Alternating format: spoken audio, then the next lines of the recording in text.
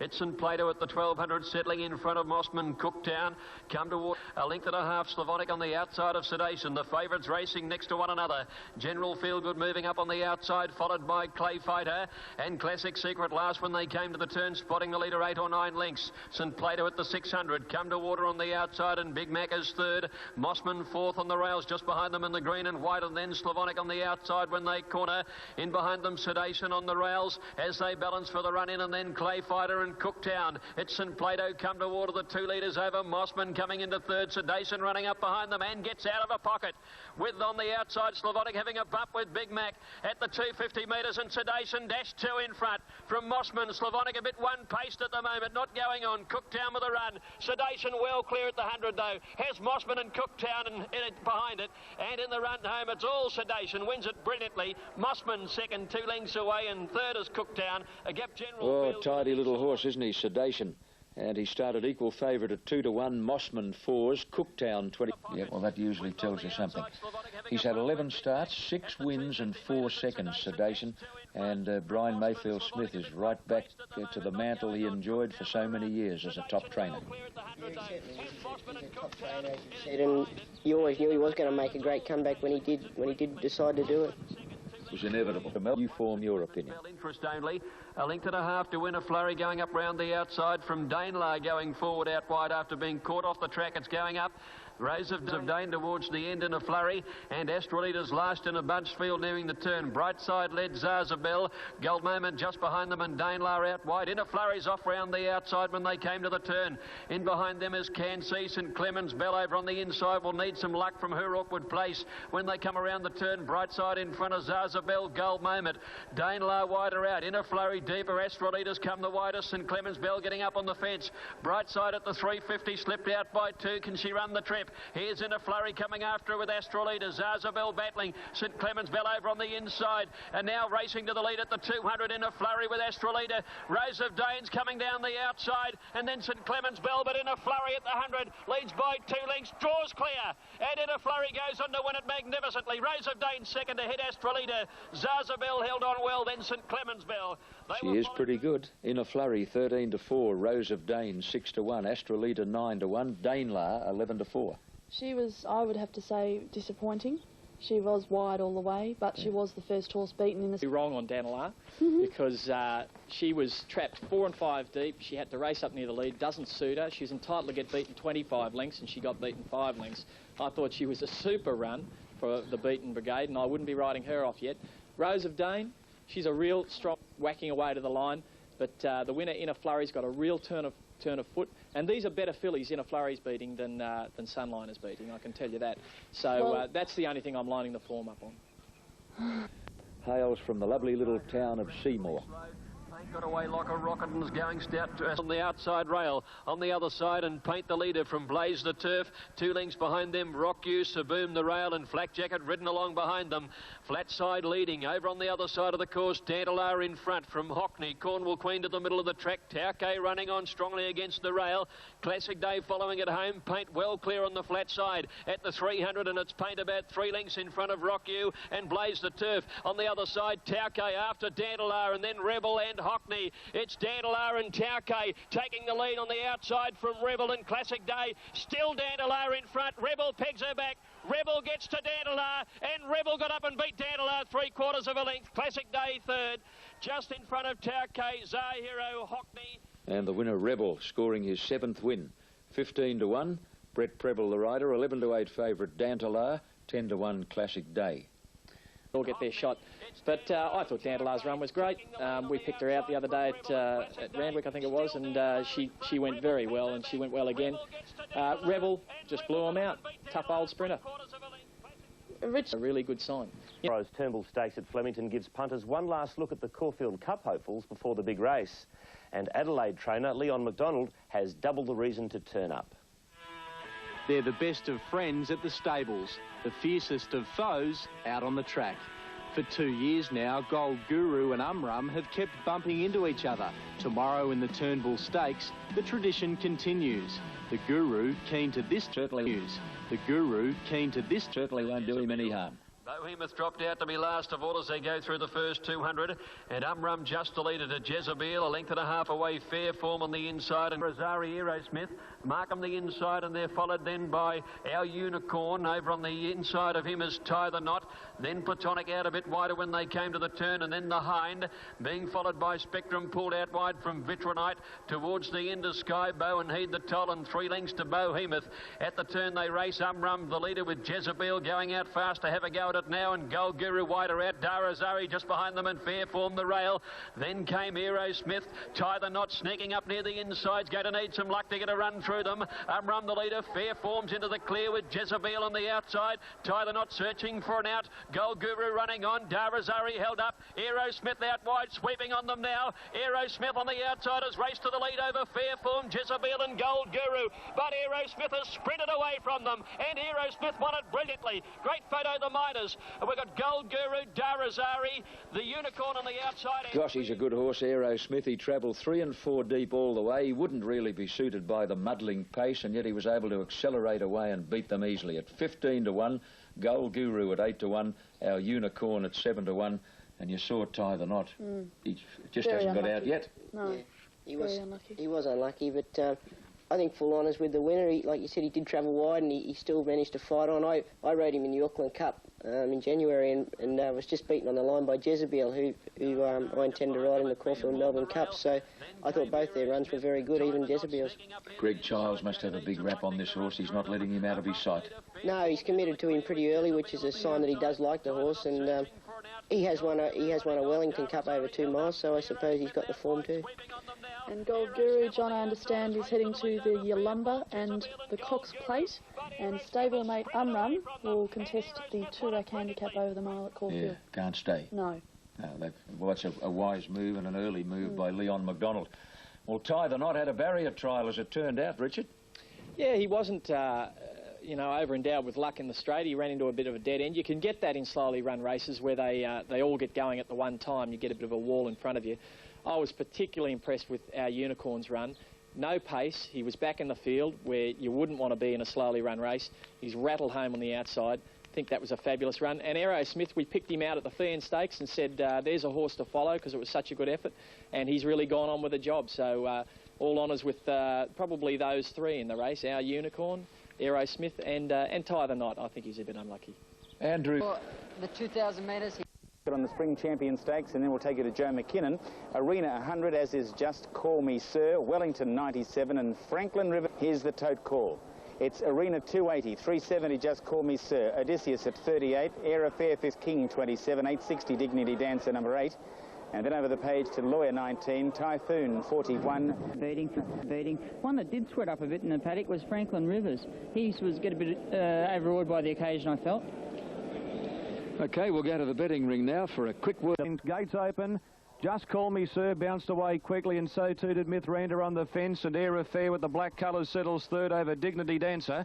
Ice King from wide out with the red cap going forward. Arena Strange the fence, then Odysseus, and Typhoon last of all. Down the side of the track, inside the 800, and the front runner is Ice King. 2 in front of Just Call Me Sir, and Cassidy eased off the fence as Air Affair moved up to be third. Going around them, Franklin Rivers, then came Dignity Dancer. They were followed further back by Wellington, starting to move around Mithranda. Arena's in traffic. A length and a half Odysseus, then Lawyer Strange and Typhoon. The Spring Champion Stakes field on the bend. The front runner is Ice King. He's been there every step of the way, but Call Me Sir's cruised up. 3 wide Franklin Rivers. 2 lengths away Dignity Dancer, Wellington, Mithranda, and where's Arena? He's behind a wall of runners looking for a run. Dignity Dancer had raced to the front on top of the rise. Dignity Dancer burst clear. 2.5 lengths in front of Lawyer. Then Arena starting to get out, but Muntz went for home. Dignity Dancer at the 100. 2 in front of Lawyer and Arena, and Dignity Dancer. There's a Beale 3-year-old wins the Champion Stakes.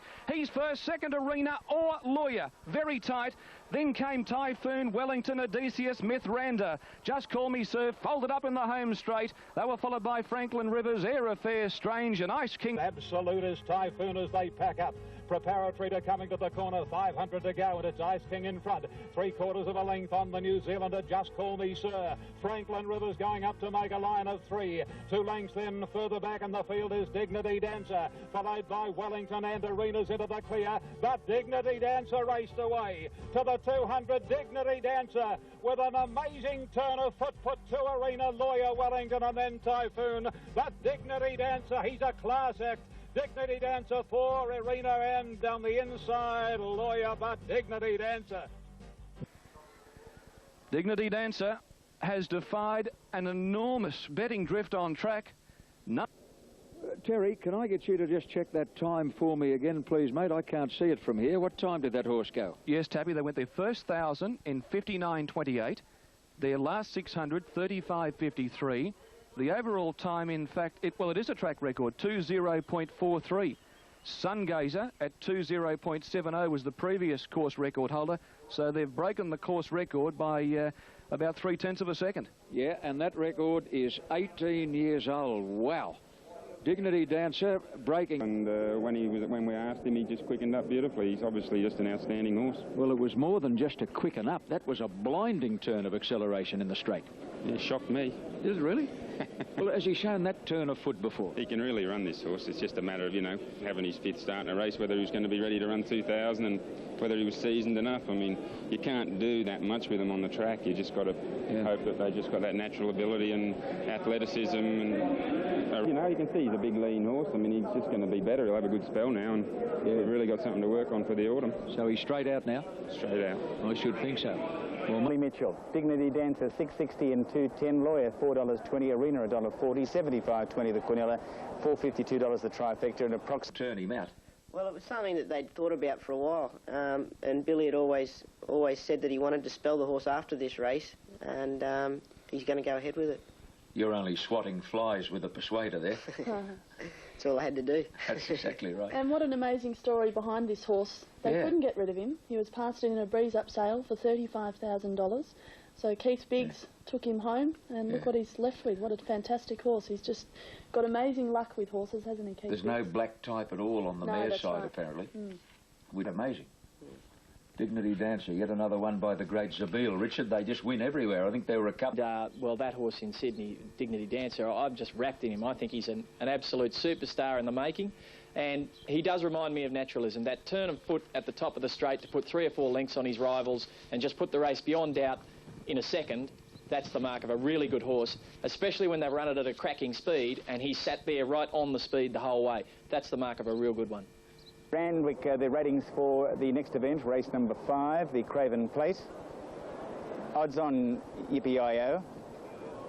1 has 4.20, Taradoo's at 49, Praise Indeed 22, Yippee-I-O $1.50, Shaskay $7.40, Scratched 6. Bailey. Good on you, John. Bridle, it's all important. Speed of the race doesn't look to be big. Racing now. Shaskay near the inside, bounced away very quickly. He's in front early, but he won't be there for long because Pipe and Bridle Man on the outside are quickly going up to head him off. 1,500 metres out down the back, and Pipe is the front runner. Bridle Man second, not a great deal of speed on, and there goes Cassidy on Yippee-I-O, whipping around them, and he's about to roll to the front. 2 lengths away up to the crossing at the 800. Yippee-I-O across onto the fence, and he's now the leader. He's 1 length in front of Bridle Man, and Taradoo on the green going forward the outside to third. Pipe is fourth the fence. 2 lengths Shaskay coming away from the rail, and Ebony Grove starting to go forward, and 3 lengths to Praise Indeed. Before the bend, 500 metres out. Yippee-I-O in front of Bridle Man. Moving up is Taradoo. Pipe the fence. Shaskay the centre. Coming to the outside, Ebony Grove and Praise Indeed couldn't sprint when they turned for home. 400 metres to go. Yippee-I-O in front of Taradoo. Bridle Man the centre. A length away, Shaskay putting in a run, and Ebony Grove is starting to wind up. Cassidy will have to go for the whip as Taradoo moved up alongside of Yippee-I-O at the 200. Taradoo's hit the lead, but Yippie's got a kick in him. Yippee-I-O and Taradoo together from Shaskay starting to storm home. At the 100, Yippee-I-O responding. He's lifting for Cassidy. He's in front of Shaskay and Taradoo. Yippee-I-O in front and 1. Back-to-back Craven Plates for Yippee-I-O from Shaskay and Taradoo, and Praise Indeed zooming home. Then Bridle Man, Ebony Grove didn't go on, and last of all was Piper Photo. I feel he's fallen into wind from Shaskay and Taradoo. Judge calls for the photo. The judge has yet to post the number. Shaskay's got it. Well, I'll be damned. Shaskay on the outside's won it from Yippee-I-O, and third going to Taradu. 5-4-2. Shaskay has got up in the last... In the business, and he's proven it once again. For a start, Gerald, nobody thought he'd got up in time. No, I didn't think, John. I thought he just got bloused, and I thought, oh, I'm running that many seconds, it doesn't matter, another one won't hurt, but no, he got there. Now he got strung up for a run for a little while. And Taradu. Now he got strung up for a run for a little while. And Taradu, yet another of the galloper that, well, they've had a lot of problems with, and he's put in a gallant performance. I know Jimmy Cassidy did. Shaskay, the... We trained him for a while. We actually won Group 1 Underwood Stakes with him, and he broke down not long after that for us. And, you know, he's a tough old horse. But as far as the big races go, serious doubt over any of those horses' credentials, including Yippee-I-O. I've been saying Yippee-I-O's got a lift, and when a 7-year-old croc beats you, and you just beat another 7 or 8-year-old croc behind you, however old Taradu is, you know, I just think it's questionable form as far as the big races go down here in Melbourne and the big Cups races. And Ebony... Let's have a look at the ratings and also the tote call. Sunline on top, as one would expect. Clearly ahead of Zar Royal, Camarina and Zola. Right, let's have a look at the market. And Sunline is $1.60, and we'll find out the latest from Terry Kennedy shortly in the betting ring. Zola, $11. Crimson Flight, $50. It's now in quarter of a point to $1.50 or 2-to-1 on in the bookmakers ring. There's plenty of money for it. There's also very goods in the ring. It's been very easy, out some 6 points. Flash. Racing now on the Flight Stakes, and Camarina near the inside. Sunline and Say Good Morning out wide. On the track away quickly, Zar Royale and Zola out wide, with the gold and black going quickly over Liana and Crimson Flight. Up to the 800 mark, and the leader now is Say Good Morning, led by a length and a half on Sunline. A length away, Wichita. Liana third, outside Camarina. Then came Zola, who's out 3 wide. They were followed by Winter Garden. Then came In Search going forward from Well Disposed. Zar Royale with the white cap starting a run. Confers a long way back with Damala and Smoke and Fire. The flight field is on the bend. 500 to go. Say Good Morning running a bit of a race in front, but Cassidy's about to put his foot on the pedal on Sunline as the New Zealander coasted up. 2 lengths away, Camarina. They were followed by Wichita. Then came Damala and Zola and In Search. He hasn't popped the question to Sunline yet. He's about 3 lengths in front now from Camarina. They were followed by Say Good Morning, and then came Wichita, but he hit the detonator button and she exploded away. Sunline raced 3 lengths to Camarina, and she'll make it 7 out of 7. The champion New Zealand filly's home in the Flight Stakes, wins 3 lengths on the line. Camarina second, 4 away third, Confer from Wichita, Damala, Zar Royale, Say Good Morning, Well Disposed, In Search. They were followed by Smoke and Fire, Zola Never a Chance. Then came Crimson Flight, Liana and Winter Garden was halfway. Leads the Flight Stakes field, about 2 lengths on the favourite Sunline. 2.5 lengths to Wichita. On the inside, Camarina. A length further back then is Liana, followed by Zola, who's been wide from the word go. In Search is next, a length and a half. Zar Royale, Well Disposed, Armala, Confer. Crimson Flight, second last, Smoke and Fire, and Winter Garden has dropped out to last. Into the straight in the Flight Stakes, and Sunline canters up to Say Good Morning, and they put 2.5 lengths on Camarina, followed by Wichita, and then Damala, but Sunline extending for Larry Cassidy, and this top-class New Zealand filly raced away. Sunline about 3 or 4, Camarina, followed by Say Good Morning, Wichita and Confer, but she is a beauty. Look at her go. Sunline 7 out of 7, Camarina second, Confer third, but Sunline does it again. Last home. She just raced away, and she's an outstanding, champion 3-year-old filly. 7 starts, and she is yet to meet defeat. She'll have 1 more run. No, she's always shown a terrific amount of ability, but definitely has surprises in the way that she's carried on and the way that she has won. Yeah. To be able to race so close to the pace, she's a fast filly with it, as well as having plenty of tenacity. Oh, it definitely is, and that is the beauty of it, is that she can relax in herself, go to the front or sit in behind or whatever that you want to do with her. Talk it over tomorrow and work out from there. Yeah, I mean, your heart probably says we better go home to a paddock, but gee, don't stop, mate. When a car's running well, don't touch it. Just there, right. No, definitely. Trev, congratulations. Gallopers like that bring people to the races. Just absolutely wonderful to see. Sunline, 7 starts, 7 wins. $1.50 and $1.20. Camarina $2.40. Confer $2.30. $5.70 the Quinella. Foot. Parade yesterday, Joe. that filly appeared to have put on weight, Yes, she definitely Sunlight, and has. I asked the trainer. He said she has. Yes. They Every weighed her time during the week. she steps out, she looks Yeah. better and better, and obviously heading straight to Melbourne now for the 1,000 guineas. Yeah. And you'd have to expect that she'd be very hard to beat in that. No, Chris. for sure, yeah. I mean, she's an on-pace runner and she's got plenty of heart. They're going to resist the temptation to go past the 1,000 guineas, though. She's heading home for a spell. Yeah, well, she's done a good job up to date, and I suppose, I mean, you can't go to the well too often, but... On a little bit of weight, but I think I'm wrapped in her. I think she's a star, but I wouldn't be calling her a champion yet because I don't think the standard of 3-year-old filly in Sydney is quite as strong as Melbourne. I think the colts are better in Sydney, but I think the fillies are probably weaker. And she's beating them like they're weak. And when she gets to Melbourne, I think she might just find that the fillies down here are a little bit stronger. I'm not saying she can't beat them, but she's going to find it a lot tougher down here, I think. Interesting thoughts there, Richard. Have you got any? First on the track, Jimmy Byrne, and Iron Horse number 2, John Powell, was the next of them to go out. Right, Champagne Dodge, Bazille Bay Adam. Very hard to separate them according to the ratings, as you can see. And we've had a look at this tote market. We'll take you to John Tabb in a moment. And nearly 1.3 million in the tote now. 12 for Juggler, 21 Iron Horse, 780 Northern Drake, Big Odds Supercrest, Champagne $9, $23 Corporate James, Dodge the favourite $6, number 8. Over the page to number 9, El Mirada 13, 14 On Air, 20 Blazing Steel, 154 Cheviot, Rustic Dream 26, Arletti 29, 15 Pleasure Giver, 17 Arms for Action number 16. And over the page to number 17, which is Bazille Bay, and it is at 13.25 Pursuits. Bazille Bay, it'd be interesting to see how it is in the ring. We'll go to Terry Kennedy shortly. The others are 25 to 1 or better. Minutes to the Epsom Handicap. What are they backing, Terry Kennedy? Betting ring at Royal Randwick with only minutes to the Epsom Handicap. What are they backing, Terry Kennedy? Well, Tappy, if they've got a head and a tail, they have been back to win the Epsom Handicap, no doubt about that. Juggler, the top weight, opened at $10, a little bit easy out to $14. Iron Horse, virtually unwanted in the market, out to $20 now.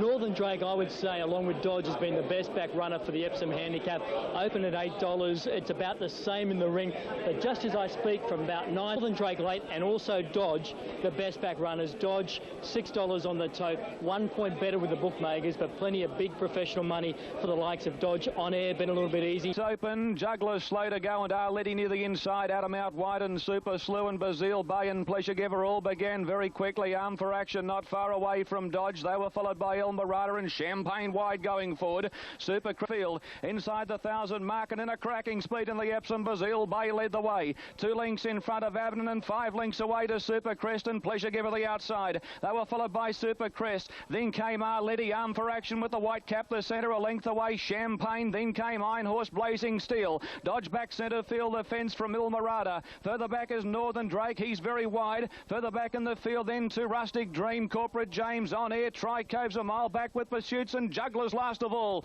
On the bend, 600 metres to go, and Bazille Bay. Can he keep going at this whirlwind pace? He's 2 lengths in front of Adam, who's done all of the chasing. 4 lengths away, Pleasure Giver. Super Slew the inside. 2 lengths Arletti. Arm for Action. Super Crest and Champagne pull to the centre of the track. Bazille Bay on top of the rise, the front runner. He's 2 lengths in front, and Allen went for home. Trying hard as Adam. Running on, Pleasure Giver. Dodgers getting up on the inside, and Champagne's running on strongly. It's still Bazille Bay at the 100 mark in front, but Dodgers cutting him down. Dodge the inside. Super Slew bursting through. Dodge, Super Slew. Super Slew levelled up to Dodge. Dodge kicked, and he won the Epsom Handicap. Dodgers won it from either the fast finishing Iron Horse or Super Slew. Tri-Cove whizzed home, and not far away Pursuits from Corporate James Arletti. They were followed by Rustic Dreams. Further back was Adam in company there with Cheviot. They were followed by Bazille Bay pulling up quickly with Pleasure Giver, Arm for Action, Juggler, Northern Drake, Champagne, On Air, Super Crest, El Mirada and Blazing Steel. To Corporate James, then Northern Drake, Tri-Cove. On Air's a long way back. So too Pursuits, Rustic Dream, and Juggler is at the rear. The Epsom field is on the corner, 500 to go, and Bazille Bay giving them something to catch, and he straightens up to Adam. 3 to Pleasure Giver, Super Slew, followed on the inside, Dodge, and further back in the field is Arletti. Champagne at the head of the remainder, 2:20 to go, and Bazille Bay is the leader. They're starting to close in. Dodge is hurtling up on the inside, followed by Adam, Super Slew, and then Arletti, followed by Champagne, but Dodge hits the front. Super Slew going with Dodge. They hit it. Dodge from Super Slew or Iron Horse wide out. He can do no wrong, Larry Cassidy. 4 wins for the day. Dodge, what a magnificent ride, bursting up on the inside at $6.60 and $2.70. Seconds a Photo. Iron Horse, last year's winner, has come at 100 miles an hour down the outside with Super Slew, who's run the race of his life. What a great effort, Johnny Hawkes. He looks after those horses tremendous. The fact that he turned up was a tip. His horse just for this race. That's right. Yeah, it's great to see him win. The Queensland Derby winner too, Jack. That's right. Yeah, and by canny lad, Johnny. Yeah. Couldn't be happier, could you? Well, you stand the horse. Ascendancy. There's Larry. And Dodge was the winner, paying $6.60 and $2.70. Super Slew, now trained in Queensland, $10.20. Iron Horse, $6.80. Fourth place, pardon me, in the race went to Tricove and Pursuit. Crowley Stakes, and Chavog scores 100. Manana 92. Wonder what happened to this filly. She came back in August. And Chavog $1.50. Speed Week 32. Brilliance $10. King Lotto 14. Spend 8.30. Manana in 10. Starter around to his platform and they're all set. The back and Chavog came away quickly near the inside. Speed Week's going to match him for pace.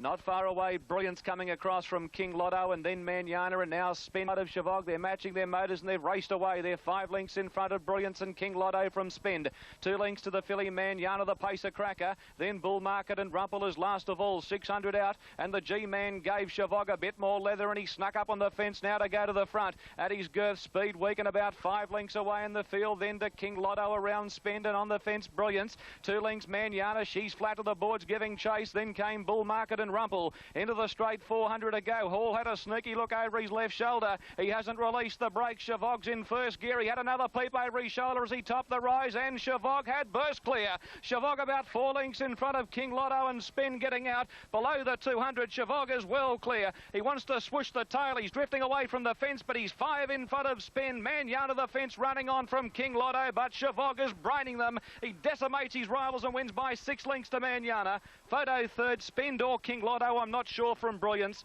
Then Bull Market, Rumple and Speed Week, who tried to match Chavog, was last of all. I'll tell you what, on his day, and his day is last week and again today, he is a dynamic galloper, Chavog. 160, Chavog has run 19.73. Scoring by a big margin, and Greg Hall reassociates himself now with Chavog. Of course, Doremus, what do you think of Doremus going out? Doremus looked beautiful. Now, I just saw him canter down. He looked so free in his action. I never. He thinks he's getting younger, I think, you know. he looked absolutely magnificent. It's very hard to tip around him, but I think at the weight horse of the year, in fact, one of the best weighted horses in a group race, in a Group 1, for many years, the great stayer Doremus. Look, the treat going onto the track, the old boy.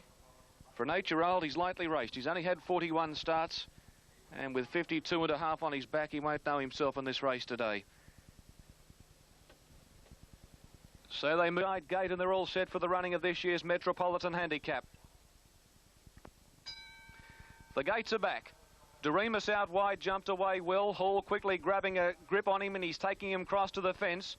Josh sticks out in the centre, won the start, away very quickly In-House, and In-House is travelling up looking for the lead.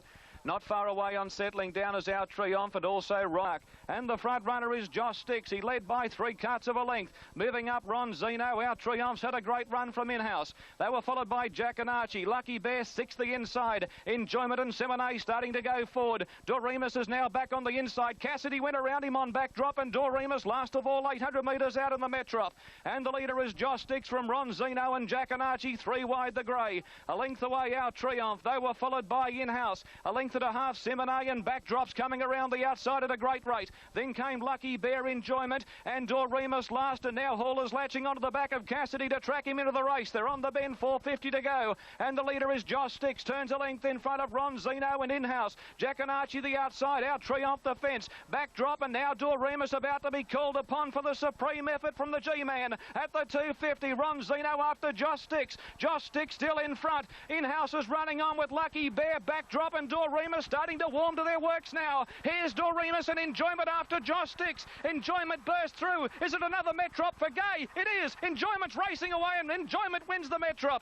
Second Doremus, third Josh Sticks. They were followed next by Our Triumph, then came Backdrop, Seminay in-house. Lucky Bear back in the field. Well back would have been, pulling up quickly. Ronzino and Jackano. Last, only about 8 lengths off the lead, held by Josh Sticks, who's making a big bid to try and lead all the way in the Metrop. And up the rise goes Josh Sticks, a length and a half Ronzino. Followed on the outside in-house, and Doremus is the deepest runner. He's putting in his claim now. Josh Sticks Carmody goes for him. In-house and Doremus, followed by Enjoyment starting to come home. Josh Sticks the leader. Here's Enjoyment with Doremus. Enjoyment and Larry Cassidy hit the front. Oh, Doremus can't pick up the mare, and Enjoyment wins the Metrop. Larry Cassidy wins another big one.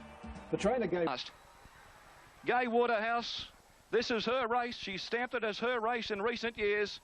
What a great training effort. This mare has been in work for a heck of a long time. And she's been able to prime this 6-year-old mare for a great win and a great ride by one of the land's top Group 1 jockeys in Larry Cassidy. Gay won this race with Hula Flight. Chris Muntz was aboard 2 years ago. Electronic with Glenn Boss back in 1995. And of course the horse that's Enjoyment, a grand training performance, this horse. 524,000 win pool on the shorts. Malagua 810, Matombo 21, Kidlat 27, Sherwood 74, Dual Photon 41. Move in your best roughie, Wayne? I'm sticking with old Monopolise. I think he'll come over. Yeah. He's going very well, and he doesn't know how old he is, and he looks a treat. And Gates are on and the gates are back. Quick Flick and also Dual Photon away very quickly. Notoire going out of the gate smartly into points not far away from Hot as Hell. Kid Ladders bursting up on the inside. They were followed by Burke Tez Malagua, and he's got the head up in the air. 2 lengths Coogee Walk. They were followed by Shifting and Monopolise at the tail of the field. In the shorts, 5:50 to go. And Kid Lad on the inside, led from the Ghostly Grey. Quick Flick and 2 lengths Notoire camped on their hammer. Hot as Hell the inside. 2 lengths Dual Photon, a point the inside making ground. They were followed by Identikit switching to the outside from Matombo on top of the rise, and Quick Flick at the 350 went to the front, moving up quickly. Notoire, Kidlat the fence, and out wide Identikit is starting to sweep home. Identikit's moved up, his stablemate of points getting out, and Dual Photon running a race. Dual Photon, the outside is Identikit, a point getting up on the fence, and here's Malagua. He'll beat them all, the big grey. Malagua swooped on the lead, hit the front, and he's won the shorts. Second a point or Dual Photon from Identikit, who's run peak 50 out. They were followed by Burketown Boy Notoire. Further back in the field, Hot as Hell Shifting. Then Monopolise, the Bush Ranger, Coogee Walk, Mr. Victory. Well back in the field, pulling up quickly was Kidlat over the line from Sherwood Matombo. And Quick Flick was last of all. Number 9, Malagua. He's an unruly type. He wants to climb in his gate, but he's come to the extreme outside. Corey Brown for John Hawkes, who had 2 of his others fighting it out a point. And Identikit and Malagua has got up to win. Number 9, Malagua's come right down the centre of the track. He's only lightly raced a 6-year-old. At start number 19 today, he's won 7 races. He was at one stage the favourite for the Stradbroke in early betting before run-up with Malagua. He's had a whole host of jockeys throughout his career. Ken Pope started out on the horse, and Ken must be sitting back with a little bit of disappointment, I suppose, because he used to... Computer ratings have trounced on top at 100, La Bolta 98, Rover 97, and Lisa's Game 97, which has come up favourite at 320. Pearl Prince ahead of it, $31. Now La Bolta 35, Lisa's Game 30, Napier Street 46. Cranbourne. Dress. Then came La Volta, who's hard ridden at the moment. Lisa's Game on the inside of her from Bolter.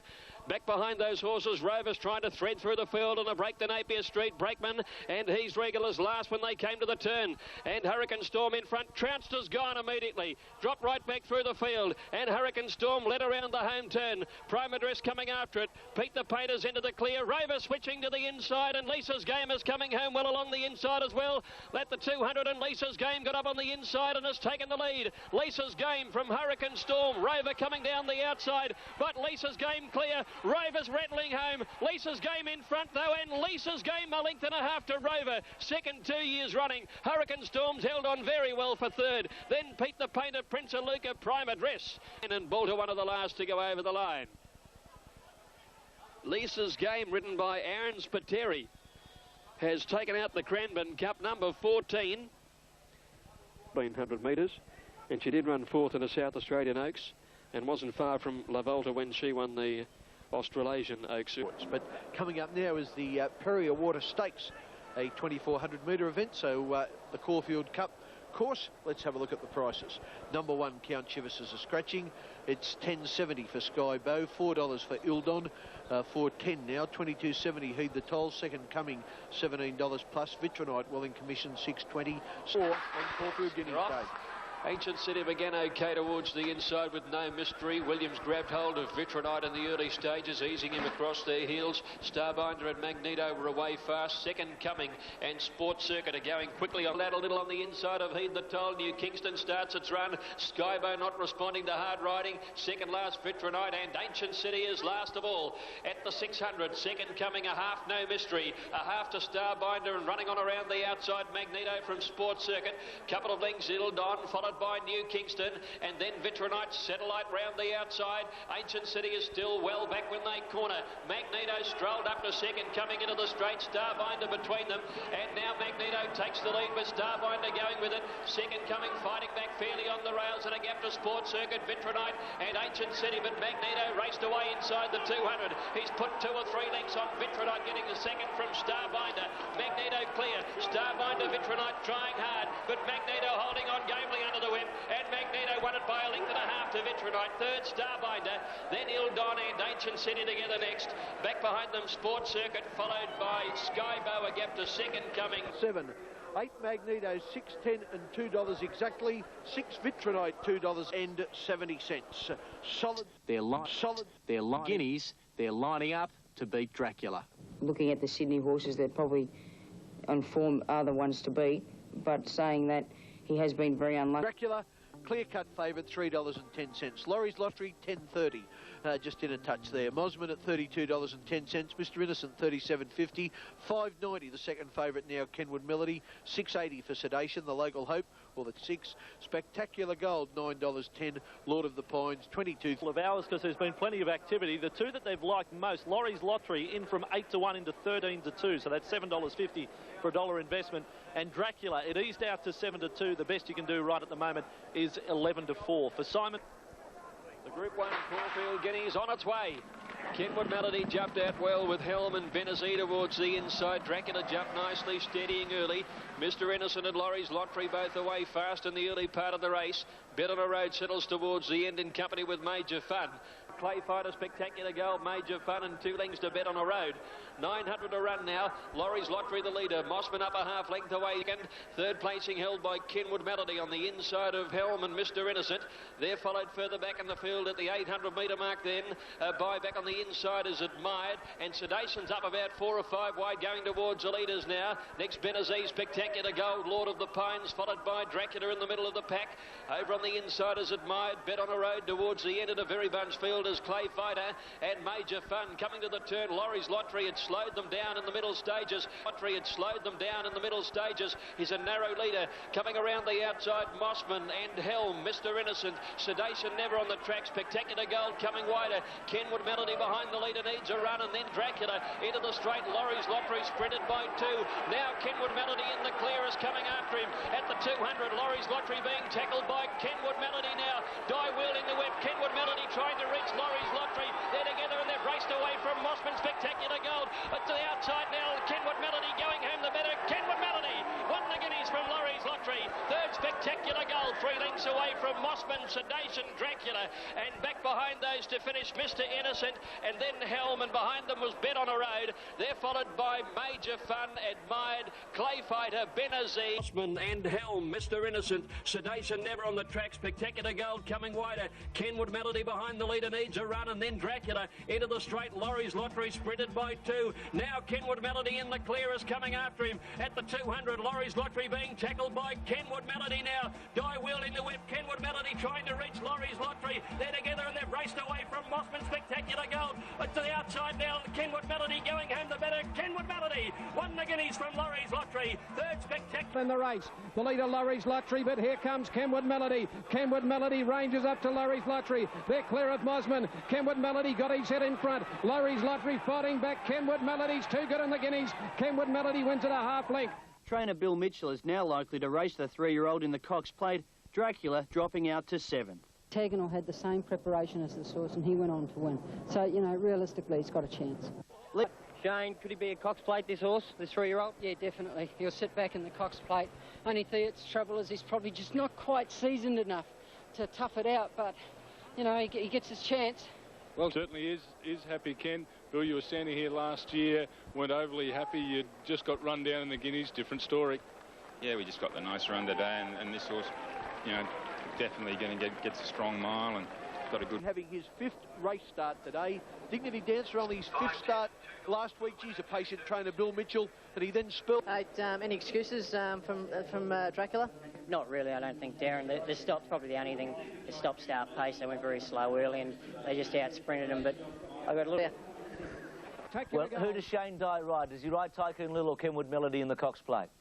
He's sure to ride Kenwood Melody. I don't think he could get down to Tycoon Lil. I don't think he could get down to Kenwood Melody's weight, Max. Of course he would if he wanted to, but it's a fact whether he wants to, whether the pattern of racing in the Cox Plate would suit Tycoon Lil. What a wonderful pair of rides this was. Cassidy rated the runner up to perfection. Dye rode Kenwood Melody perfectly, and that's what won him the race. I don't think Kenwood Melody's effort... 5 starts. Octagonal, the most recent 3-year-old to win, was a much more hardy and seasoned animal. And I thought, in a way, Laurie's Lottery was just as good as Kenwood Melody yesterday. Absolutely every bit as good. Kenwood Melody had the breaks, but he was good enough to take them. Back-to-back Guineas wins for Dye and compensation for trainer Bill Mitchell, who wasn't happy with General Nadim last year. She has Laurie's Lottery, fantastic run, but leaders are always sitting ducks in races like that, and it sort of worked out that way. Kenwood Melody, we picked him out a few weeks ago and said this is one to follow, and Billy Mitchell may have the 2 best 3-year-olds in this country at the moment, and you know, a great win, and that horse is destined for big things.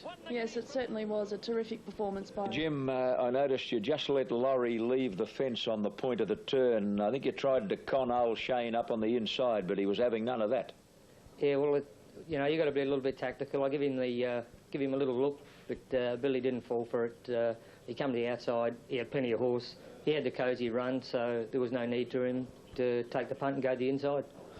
About the Cox Plate regarding Kenwood Melody, gentlemen, there's a report that he will start. C. Muntz, the rider, he'd be only having his 6th race start in the Cox Plate. Gee whiz, it's an ambitious project. I think if we trained him, we'd start him. I think his win was very impressive. I think he races the right way. They get the big weight advantage, the 3-year-olds.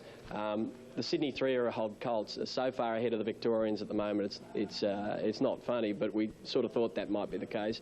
But I think jockey Jim Cassidy, it marks a more significant occasion, his reunion with the star of the turf, Might and Power. Well, I suppose I'm on a hiding to nothing tomorrow.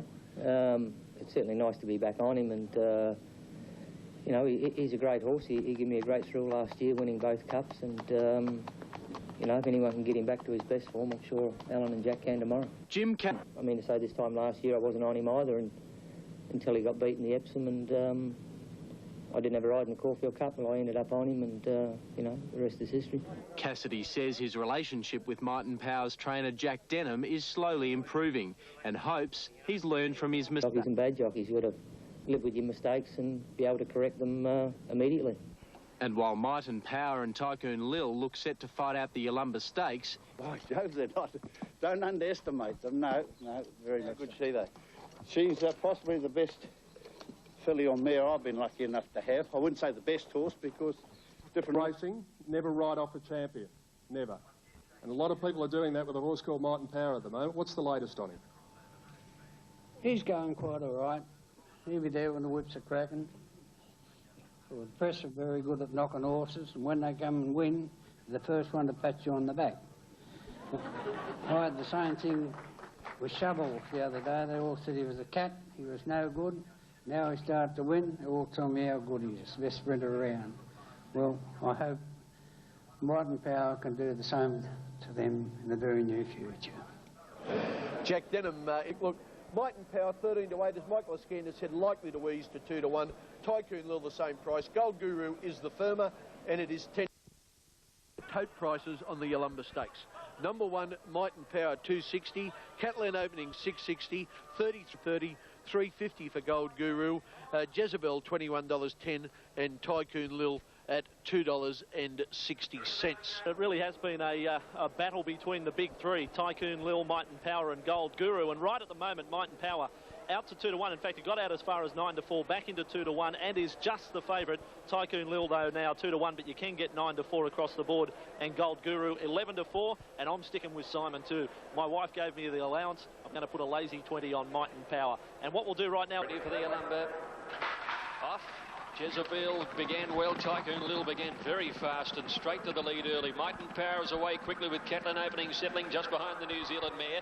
Gold Guru out wide of fourth, and then Jezebel, Taradu, Tycoon Lil along the back of the course to the 1,000-metre mark, about 2.5 Might and Power. 3 lengths away in the field, Gold Guru outside, Catlin opening, 2 lengths Taradu, Jezebel, and 2 lengths to Valance down the side. If there is a crack in Might and Power's armour, we'll find out here. A strong, truly run, wait for age race at the 800, and Tycoon Lil by 2 lengths to Might and Power, 2 lengths to Gold Guru's race at the 800, and Tycoon Lil by 2 lengths to Might and Power, 2 lengths to Gold Guru. Catlin opening a neck away. 4 lengths back. Jezebel inside Taradu, and 2 Valance winding it up, coming down the side. Cassidy niggling a little bit now, and the leader is Tycoon Lil. Side Cassidy niggling a little bit now, and the leader is Tycoon Lil, a length in front. Might and Power's closing on the great mare. Here he comes. He's got within half a length of her. 2 lengths to Gold Guru, and then Catlin opening. As they came to the turn, Tycoon Lil the leader, and Cassidy about to rev up on Might and Power. They come round the turn. Both go for the whip, with Gold Guru only a length and a half away. Tycoon Lil by a length. Might and Power's given full bore. It's Tycoon Lil giving plenty under the whip on the inside. Might and Power's trying ever so hard. He's digging deep, the great champ. Might and Power gets to Tycoon Lil. Drew a half, drew a length. He's back. The mighty Baratus marvel. Might and Power by 2 lengths. The champ was back. As they came to the turn, Tycoon Lil the leader, and Cassidy about to rev up on Might and Power. They come round the turn, both go for the whip, with Gold Guru only a length and a half away. Tycoon Lil by a length. Might and Power's given full bore. It's Tycoon Lil giving plenty under the whip on the inside. Might and Power's trying ever so hard. He's digging deep, the great champ. Might and Power gets to Tycoon Lil. Drew a half, drew a length. He's back. The mighty Baratus marvel. Might and Power by 2 lengths. He's won it magnificently for Jim Cassidy over Tycoon Lil, Gold Guru. Then Catlin opening, Valance, Jezebel and Taradu. Second Might and Power. He's What a clash it was. Test on the horse of the year, second Might and Power. He's under the whip there, 2 lengths Gold Guru. 300 out though, Tycoon Lil, nearly a length in front. Might and Power trying hard, he's starting to come. Might and Power levelling up to Tycoon Lil. 3 to Gold Guru. The big Power's put his head in front. Might and Power. Is he back? Yes, I think he is. He's drawn a length in front. He's 2 in front. Might and Power, welcome back, champ. 2 lengths on the line, Tycoon Lil. 4 away, third, Gold Guru. On Shane, and, you know, hearing this crowd here today, they really love a champion, don't they? They do. It's the best he's looked this preparation. He's definitely been disappointing. There's no 2 ways about that. But today, for Jimmy Cassidy, it was the old Might and Power, the horse who 51 weeks ago won the Caulfield Cup by 7 lengths over this course. And boy, oh boy, I know what the pup would be. If he's relaxed, mate, he's unbeatable, this horse. Yeah. He don't have to lead. He can just take a nice sit like he did today. Yep. Very happy, mate. Jimmy, let's pick we're going to take over. On top of the ground, mate, he would have exploded today. Yep. Ground's probably just slowed him up a bit, but he's back, mate. Cox plate, Jimmy. Yeah. Look out. Bigger than last year? Yep. You just heard it from the man himself. He only has to say one word. And that's the Cox plate, Kenny. It's back to you as he ignites this crowd here at Caulfield. What a buzz it is to be out here on the track. Yeah, thank you very much, Simon. And I can tell you the crowd's taking the pumper to their heart. And, well, Nick Moratis' son next week. What a race it's going to be now. The crowd, truly, it's one of the biggest receptions I've heard in a long time. Correcting that, the Cox plate, of course, in 2 weeks, the Caulfield Cup next week. But Jimmy Cassidy, the crowd are cheering. Very, very big reception. People love a champion, and the champ is back. Might and Power. He had a few knockers, but by gee, he's back. He's a great horse. Well, thank goodness for the Melbourne crowd, mate, because Sydney people give up on him. Mate, he according to a few of the people at the races, Sydney at his last start, and then to here, he just improved that bit in the coat. He's obviously done well since he's arrived. Well, you know, he had no barrier trials this time in, and as you know, he's been known, he's rated the best stayer in the world, not the best sprinter, you know, middle distance horse. He's, you know, he's just taken a couple of runs, a couple of little hiccups, but that's all behind him now. Not a bad time to be peaking for him, is it, with the Cox Plate just round the corner? Well, you know, that's the one Dad wanted, and if we can do that, that'll be great. There's Jim Cassidy now as we get this replay. Yes, Jim. Will now go after the Cox Plate, a 5-4 favourite. Tycoon Lil losing no supporters in second. Stop and go race at different parts. The way he's been racing, I might have him off the bit at the 700 and skip turning for home. Well, everything went according to plan, as I would have liked during the race, but he was just too good, simple as that. On the home corner, you still looked like you had a little bit... doubts on him since his defeat in Sydney, and he proved, well, he just, I don't know what he did to the knockers yesterday. He silenced them forever. I've never seen a horse go past a good horse and put a gap so quickly on another one. Have you, Max? Oh, what's this silence, the knockers? Who's been knocking this horse? Like, he's just getting ready. He was fit yesterday. It was terrific to see him back. It was terrific to see him back before such a receptive audience. But the whole point about it, he will get better. And he's certainly the horse to beat in the Cox Plate. At this stage, I'd be taking 5-4 about Might and Power in the Cox Plate. 5-4. Did sense that Might and Power was going to get the better of Tycoon Lil, but never to expect that he'd go on and win by 2 1/4 lengths. In a race to come, the Guineas will see a similar finish, but not with that authority that Might and Power established. Look at that. Yeah, I spoke to you early this morning, and this is the thing, Max, that he raced 6 lengths in front of Gold Guru, and he does it late in his races, and he's done it a lot. It was a sort of performance that makes the hair stand up on the back of your head, doesn't it? I'm not sure about you, Keith, but it does with Max and me. But the point about it is, too, Bruce, which you shouldn't overlook, that does show that Might and Power can be ridden effectively off the pace. He doesn't have to lead, and I think that factor is vital when you're considering his prospects in the Cox Plate and the Japan Cup. Mine didn't... look, he's every bit of a champion. He dug deep when the pressure was really on, and, you know, you can't say anything else. He's every bit of a champion, and, you know, he can only get better. That's the good thing, Joe. And when I really got at him, the old trick, he wanted to get in a fraction, but Tycoon Lil also come out towards me, but, by gee, he can dig deep. President of the Victorian branch of the Might and Power fan club, you'd be smugly satisfied today too. I have to admit I was a little concerned about him after his last start, but the champions come through. He lifted yesterday, and that was a fantastic effort. I think one of the points to come out of the race is the form line through Taradu, 15 lengths away. I made a couple of comments last week, as you know, about Yippee-I-O having to lift. And I think that form line exposes that, and I think he does have to lift. But the Denhams, great trainers, great training effort, Might and Power, and they may get him to lift. Well, Jim Cassidy... And Lee Friedman's hoping he can make the Toorak handicap his own. Marble Halls and Buster Jones, how Marble Halls? Yeah, well, I mean, he's got a lot of knockers, Marble Halls, and probably some with good reason, but the horse has had problems in the past with his feet. We think we've almost got them right, and I certainly think the soft track on Saturday will really be in his favour. All his best form as a 3- and 4-year-old has been on soft track, so in a $12.10, $8.90 for Umrum, Simon's pick. Northern Drake at $8.80. Pengulu is a scratching. Principality at $7, $30.70 for Gold City. Marble Halls from the Lee Friedman stable is at $12.80. Rustic Dream is a clear-cut favourite in $4.20. $6.40 for Laurie Laxon's Good New Zealand mare. Champagne Lord Law $31.20, and Mighty Way TAB number 17 is at $11.80. Happy that I backed Might and Power, because now my wife can buy some more clothes. That's fantastic news for the Voss family. Now, as far as this race is concerned, race 8, the Toorak handicap, fair tip in the ring for a Rustic Dream. It's been pretty firm, round about 4-1. Off they go. Principality began well on the inside from Mighty Way above the law. Rustic Dream was into stride fast. Marble Halls easing back at the start, and so too Gold City and Champagne. Holderman and Willoughby are going fast from outside gates as they sort themselves out now. And Hall's last of all 1,000 to run. And the leader is Holderman, 1.25 lengths.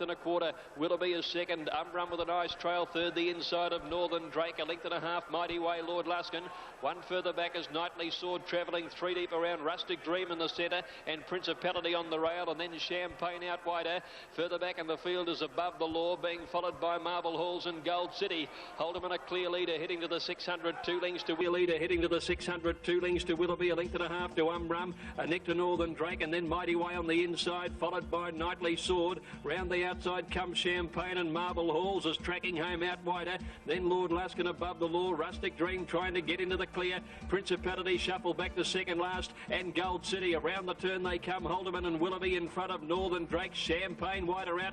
Rustic Dream is behind her. Marble Halls out wider. Holderman down to the 200 by 2 lengths to Umrum coming after him quickly. Champagne and Northern Drake, and then Mighty Way, and Marble Halls out wide. Umrum the leader with 100 metres to go. Marble Halls out wide claims them. Marble Halls has raced to Umrum and Champagne, and Marble Halls. Marble Halls has won it. A great vote of the miners. And Gold City around the turn they come. Holderman and Willoughby in front of Northern Drake. Champagne wider out. Rustic Dreamers behind her. Marble Halls out wider. Holderman down to the 200 by 2 lengths to Umrum coming after him quickly. Champagne and Northern Drake, and then Mighty Way, and Marble Halls out wide. Umrum the leader with 100 metres to go. Marble Halls out wide claims them. Marble Halls has raced to Umrum and Champagne, and Marble Halls. Marble Halls has won it. A great photo of the miners. Rustic Dream, Umrum and Mighty Way, little between them. Above the law out wider, and they were followed in by Knightly Sword, Northern Drake, Champagne weakening the last little bit of the race. Back behind them was Principality, Gold City, Lord Luskin, Holderman tiring very badly, and Willoughby was last to finish. Well, look at this horse. Look at him now. Back on the inside is Umrum. It's Marble Halls out deep. Umrum back there the inside. Marble Halls the leader. Leaders above the law, and Rustic Dream with a late run, but Marble Halls has run the 2-rack. Great go for the miners. Umrum the centre. Rustic Dream out wide. I told you can't keep Lee Friedman out of the picture in Group 1 races for long, and you certainly can't keep Jimmy Cassidy out. 7 Marble. Certainly good smile on your face. Yeah, well, I've been having a lot of trouble with him, and his feet have been giving us troubles. When the rain started this week, and I couldn't work him as much as I wanted, I thought I'll keep him super fresh, and I'm going to run him in the 2-rack and hope the rain keeps up, because his record at a mile is really good, Darren. He's won a Craigley on the wet track and 2 or 3 other mile races. So, do you think he's more of a miler than, say, a middle distance like a 1.25 miles, mile and a half horse? You'd have to say so on that. But still don't believe it. 10 to 1 Marble Halls, 9 to 2 favourite Rustic Dream, and 9 to 1 Umrum. Well, this morning still undecided, Bruce, whether to run or back Marble Halls up in the Caulfield Cup. Personally, I think the 2000s is about his limit. He's a miler, Keith. He's a miler, I reckon. Personally, I think his limit is between the shafts of a cart. This is a Group 1 race, hey, Max. It's his first Group 1 win. Max, you're a shocking... The horse wasn't going much good, so they virtually changed everything they did with it. They did almost the opposite of what they had been doing, and the horse has really responded to that.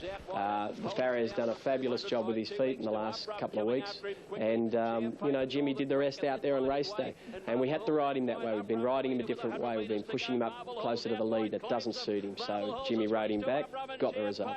Now, Richard, is he going to line up in the Caulfield Cup? I noticed bookies have wound him in from some 66 to 1 to 25 to 1 for the Caulfield Cup. Is he likely to run, or is it dependent on the weather conditions mainly?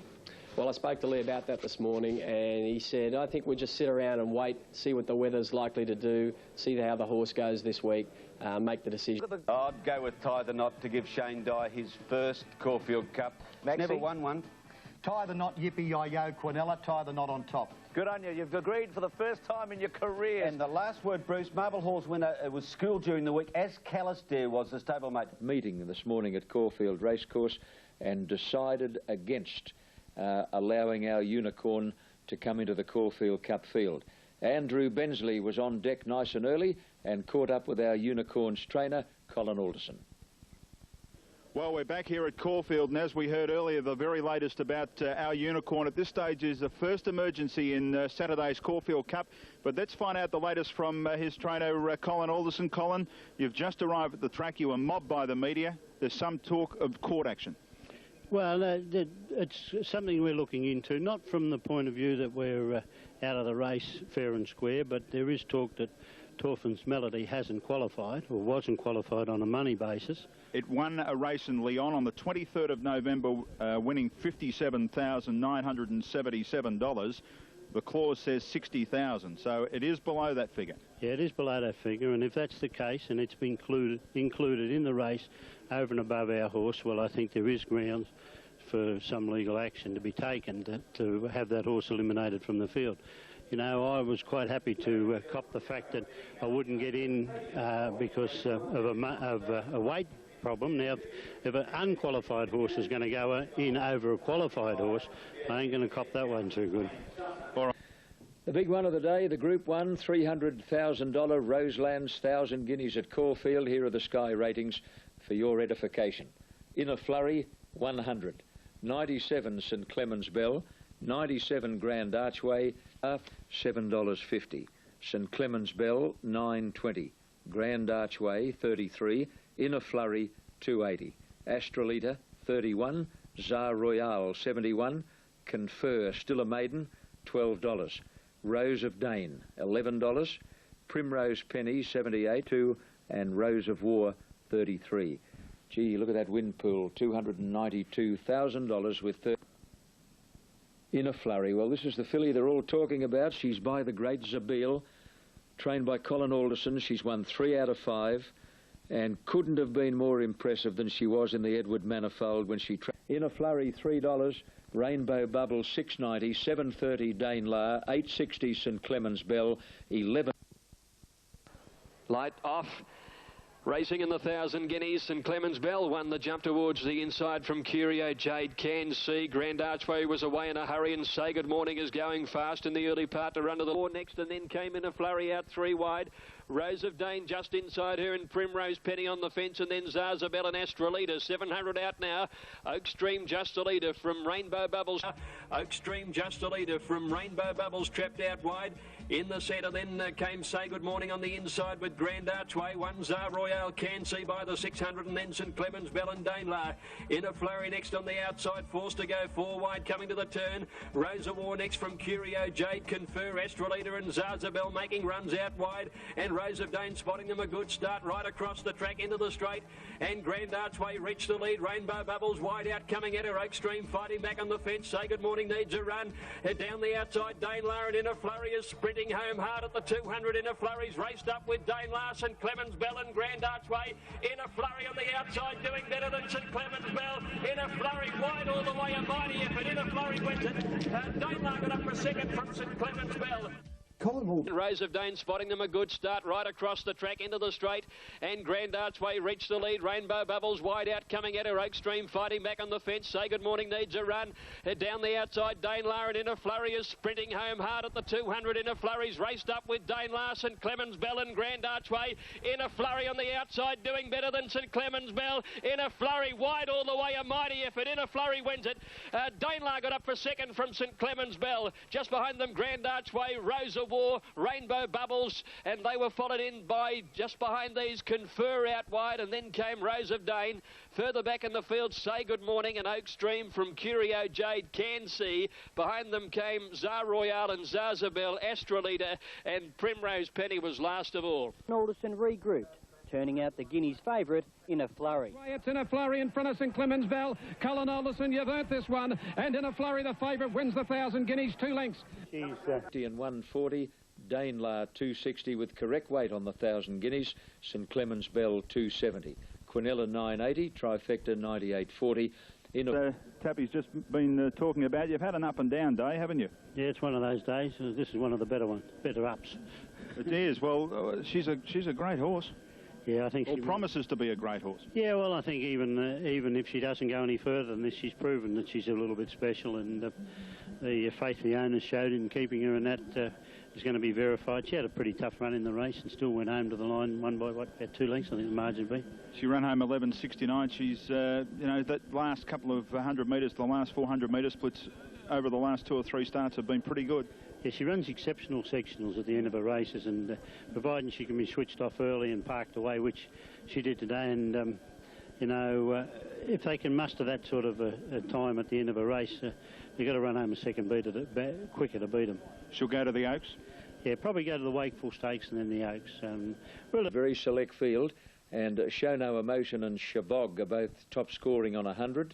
Theatre a 98 and Flavours a 95. I don't know if there's likely to be a boil over in the race or not, but gosh, isn't there some speed? And a horse like Flavour is going to park right on their wheel. Flavour $10, Show No. And we're going to have an equally as exciting race coming up, no doubt. It's dominated in the betting ring by the 3-year-olds. It's almost a bit of a Sydney mill. Settle fully now, heading to the 800. Chavog leads from Theatre, Show No Emotion a length away third. 2 Scandinavia Ease back fourth, and 2 lengths to Flavour last of all. Chavog comfortably though, down the side a half length clear. Theatre is second, 1.5 with the cap on them, Show No Emotion, and second last Scandinavia last is Flavour, but Chavog went a length clear. Gouchy niggling a bit at Theatre. Chavog travelling well, the rider looking around, and they're getting out off the track for the better going. Chavog carting them wide. Theatre's gone up level with him. Show No Emotion comes out 3 wide clear of Scandinavia. Chavog has to go. Theatre's level with him. They come to the 250. Theatre rolling about a bit. Show No Emotion's claiming the pair of them on the outside. 3-way go. What a beauty. Show No Emotion, Theatre and Chavog with Scandinavia behind them. Show No Emotion and Theatre now. Show No Emotion, Theatre. Theatre, Show No Emotion, Theatre. Theatre and no. Show No Emotion, I'd say. They're right across the track. Scandinavia out wide prominent for third from Chavog, who rolled back to the inside, and Flavour's close up. I think Theatre's got it. It's a photo. And Show No Emotion has got it, number 2. Show No Emotion has got there on the outside. Oh, I'm staggered. 2, 6 and 3 it is. 2, 6 and 3. A very good sprinter, as we were saying before the race. That fourth in the Stradbroke was a ripper. He hadn't actually been able to win a race, though, since September of '97 when he won the Ascot Vale. He had a few problems in the interim. More than looks likely to be free of court action. Our Unicorn is expected to miss the race, and trainer Colin Alderson today dropped his threat to slap an injunction on the race because of the inclusion of the unqualified Torfons Melody. And the English horse's trainer is still confused by the week's events. We'd been told about this some time ago. Well, probably one would have thought of withdrawing him, because if we're not qualified, you know, I like being fair, but the club says that he's to run, so he's running. More back morning, the Torfons Melody qualification row momentarily took a back seat today when his English... Now, in a sensational development, our Unicorns owners are making a bizarre late bid for entry into the Caulfield Cup. Anthony Mithen is live at Melbourne Airport. Anthony, what's going on? Stephen, it's an amazing story. It's breaking as we speak. Our Unicorns Connections are making a bold last-minute bid to try and buy Count Chavas. Now, the owner of Count Chavas, Richard Woods, has just got off the plane from New Zealand, and he spoke to Colin Alderson, who was waiting for him. Now, I believe I've been told by Colin Alderson that by bringing you this news, I could, in fact, jeopardise the deal. Now, I'm not sure about that, and I think this the news is far greater than that and of great significance to tomorrow's Caulfield Cup. They're trying to buy it. What they will then do is, most likely, if they're successful, which may not yet prove to be the case, there's more than one owner in this horse. Richard Woods isn't the sole owner, but if they manage to clinch the sale, what they will do is scratch Count Chavas from the race tomorrow, and our Unicorn will get a run. It's sensational news. We won't know until later on tonight, and as I said, trying to slip it through and just get our Unicorn into the race nice and steadily. It's been an unbelievable week, a week of controversy, and how about this for a finish, Stephen? Back to you. Amazing stuff. I think that's what they call lateral thinking, thanks to Anthony Mithen. Cameron towards Toledo is coming up in the next. The Scalacci Stakes on the Scalacci. Toledo, top one at $6.80. Rebel, $14.70. Special Dane, $9.40. 3.60 Dandelar, favourite from Newcastle. 8.20 for Hockney. Lazing about $7.80. 7.70 for Tauca, lazing about, and I wonder what price. And Catnipped out fast on the inside, lazing about into stride well with Hockney. Dandelar, the grey, began like a shot, and after 150 metres, she's searching for the lead.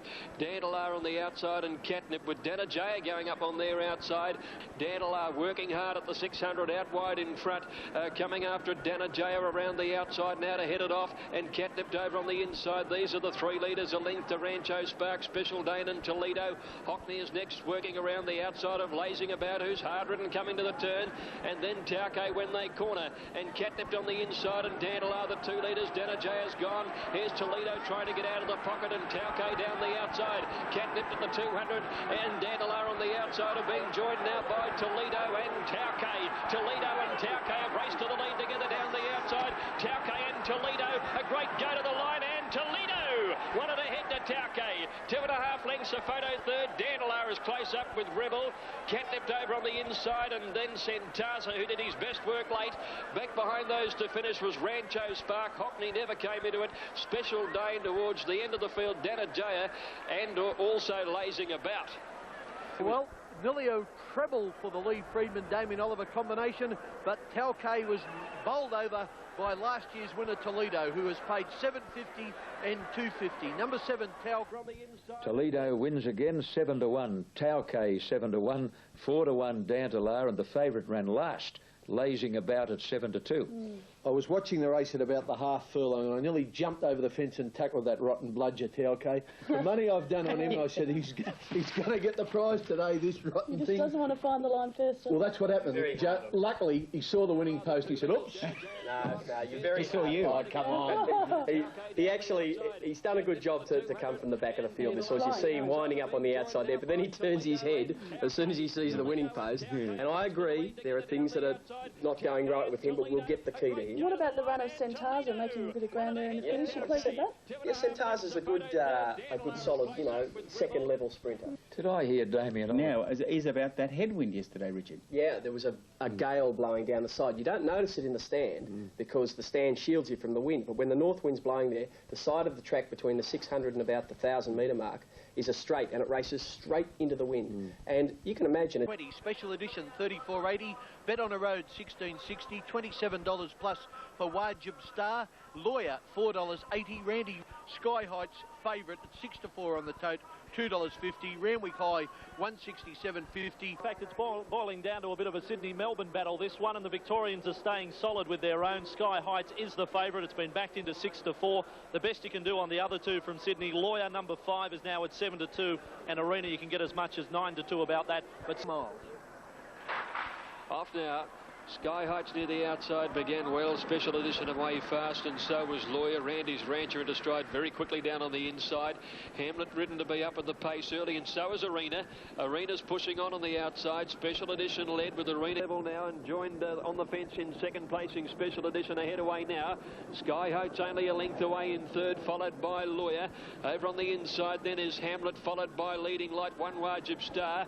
Typhoon next with Bet on a Road starting a run, and then Randy's Rancher. Randwick High second last, and Drinking coming down the side. Special edition at the 600, and Arena on the outside, leading from Sky Heights only a length away. Lawyers had a beautiful run fourth, a length and a half. Leading Light, and then came Typhoon, Hamlet, and Bet on a Road. Arena with a neck advantage. Sky Heights right there to challenge. Over on the fence then Special edition, followed by Lawyer and Leading Light. It's Arena turning in front. Sky Heights coming after it from Leading Light, and Lawyer back on the inside. Arena, he's running badly at the 200 metres. Lawyer got hampered but comes through. Sky Heights on the outside. It's Lawyer dashing to the front. Sky Heights trying to reach him, but Lawyer's giving plenty from Sky Heights. Lawyer's a length in front, and Lawyer and Shane Dye beat Sky Heights. Third is Arena, most erratic. Then Leading Light, Typhoon. Back behind those to finish was Hamlet, Bet on a Road, Randy's Rancher, Wajib Star, Drinking, Randwick High, and Special Edition after leading dropped out to finish last. On the straight, and it was Lawyer. A maiden before today, he had run 4 seconds, and he took out his initial victory in the Norman Robinson Stakes. Say about this race, first and foremost, Damien, I thought, was kind to Sky Heights over the last 100 metres, didn't knock him about. I think the horse had probably done his best. He was never going to catch the winner, so why punish him? What about what Dignity Dancer did to Lawyer and Arena just 2 weeks ago? So I think you're talking about the A grade, then you're talking about the B grade. I think from a Derby viewpoint, Lawyer's good, tough horse, he'll box on. I think the second horse was a terrific run, 3 deep all the way, just as good a trial for the Derby. Gets a bit of luck at Flemington, gets in, he'll be hard to beat. But when you saw what Dignity Dancer did to those horses, if Kenwood Melody runs in the Cox Plate, can stay a bit, backs up in the Derby, they mightn't be good enough. I think you're absolutely right. You're a gentleman. Early tote dividends in race 6, which is a 1,400 metre sprint. And here they are now. At the top, cut up rough, $43 plus. Pengulu was a bit of a tip here, $7.20. Saboom is a scratching. Bazil Bay, $3.10. $20 for Blazing Steel, $27.70 for Confiscate, $9 for Pleasure Giver, $15.10 for Carnelian, Buster Jones at $4.10, Classic Day at $25.40, over to number 11 Flakjack at $72.90, Glass Cut at $27.40, Major Victory on the total. Off they go. Cut Up Rough began well. Classic Day was out in a hurry towards the inside with Carnelian. Major Victory into stride quickly, and Basile Bay is going forward on the outside of Pengulu, followed by Monet's Cove.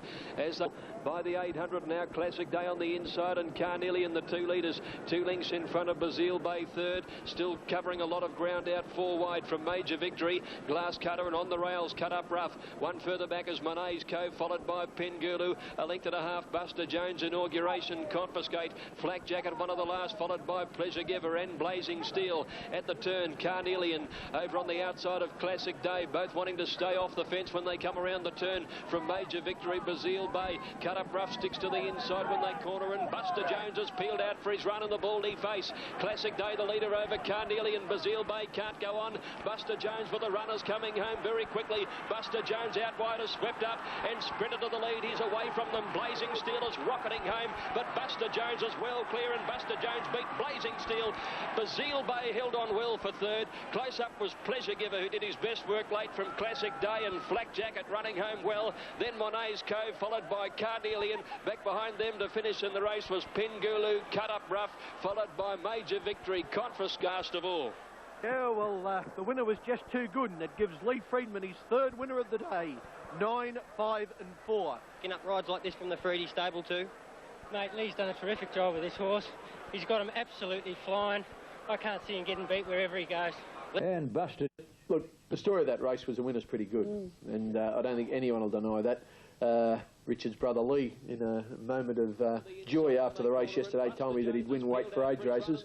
I thought Basile Bay's run was terrific. I don't know what Jimmy was doing. He was probably worrying about the wind, but sitting 4 wide without cover, pulling, you're not going to win anything. And I thought Basile Bay's run was okay, but the winner's something special. Buster Jones, he is a very special horse. Richard, you're setting him now for the mile race on the last day of the carnival? Yeah, I think that's a plan with him, Joe. He's a pretty smart galloper. He's made all the steps, you know, and we're really pleased. Stark Stakes, Chris Stark Stakes, Fillies and Mares, Group 3. About the middle of the field, Kenny Anna is around her as the leader shot right away. Cornwall Queen well back past midfield is staging, followed then by Our Scenario. Our Dynamic Lady on the rails, Will Fly, and Chili's at the 700 metres now, and Cornwall Queen had opened up a lead of at least 6 or 7 lengths to Skyrocket. 3 lengths Zelinda third on the outside, and then Chow Baby, Razor Blade, 1 to Sash, Chippy's Daughter hard ridden to make some ground. They're followed by Camino Rose greeting over on the inside, then Our Scenario, followed by Kenny Anna staging. Our Dynamic Lady spotting them a long start. Will Fly and Chili's, Cornwall Queen. She's gone to the outside. She's lead, but she's stopping a little, putting in the fairy-like one. She turns into the straight. The leader from Skyrocket, Chow Baby. On the outside, Razor Blade is starting to come home with a rush. Razor Blade has raced up. Camino Rose going with her. Chow Baby the fence, and running on Our Scenario and Our Dynamic Lady. Camino Rose has sprinted to the lead. Razor Blade found nothing, and Camino Rose, despite a betting drift, wins it by 2 lengths. Kenny in a second. Third, Razor Blade from Our Scenario, Chili's staging, and Chow Baby. 20 to 1 the winner, a double for Eddie Wilkinson, trained by Mark Connors. 11 to 1 Kenny Anna, and the favourite Razor Blade 5 to 4 hung in noticeably all the way down the straight. Yeah, the 1.5 handicap in the world, the Caulfield Cup. So I think it's an opportune time now to look at the early tote prices on the big one. Faithful Son has had his admirers. He's $10.50. Count Chivas is over $50. $5 on the tote for Tie the Knot. I doubt if he'll stay at that, of course. $5.80 for Yippee-I-O. $50. Aerosmith is favourite on Super Tab at the moment.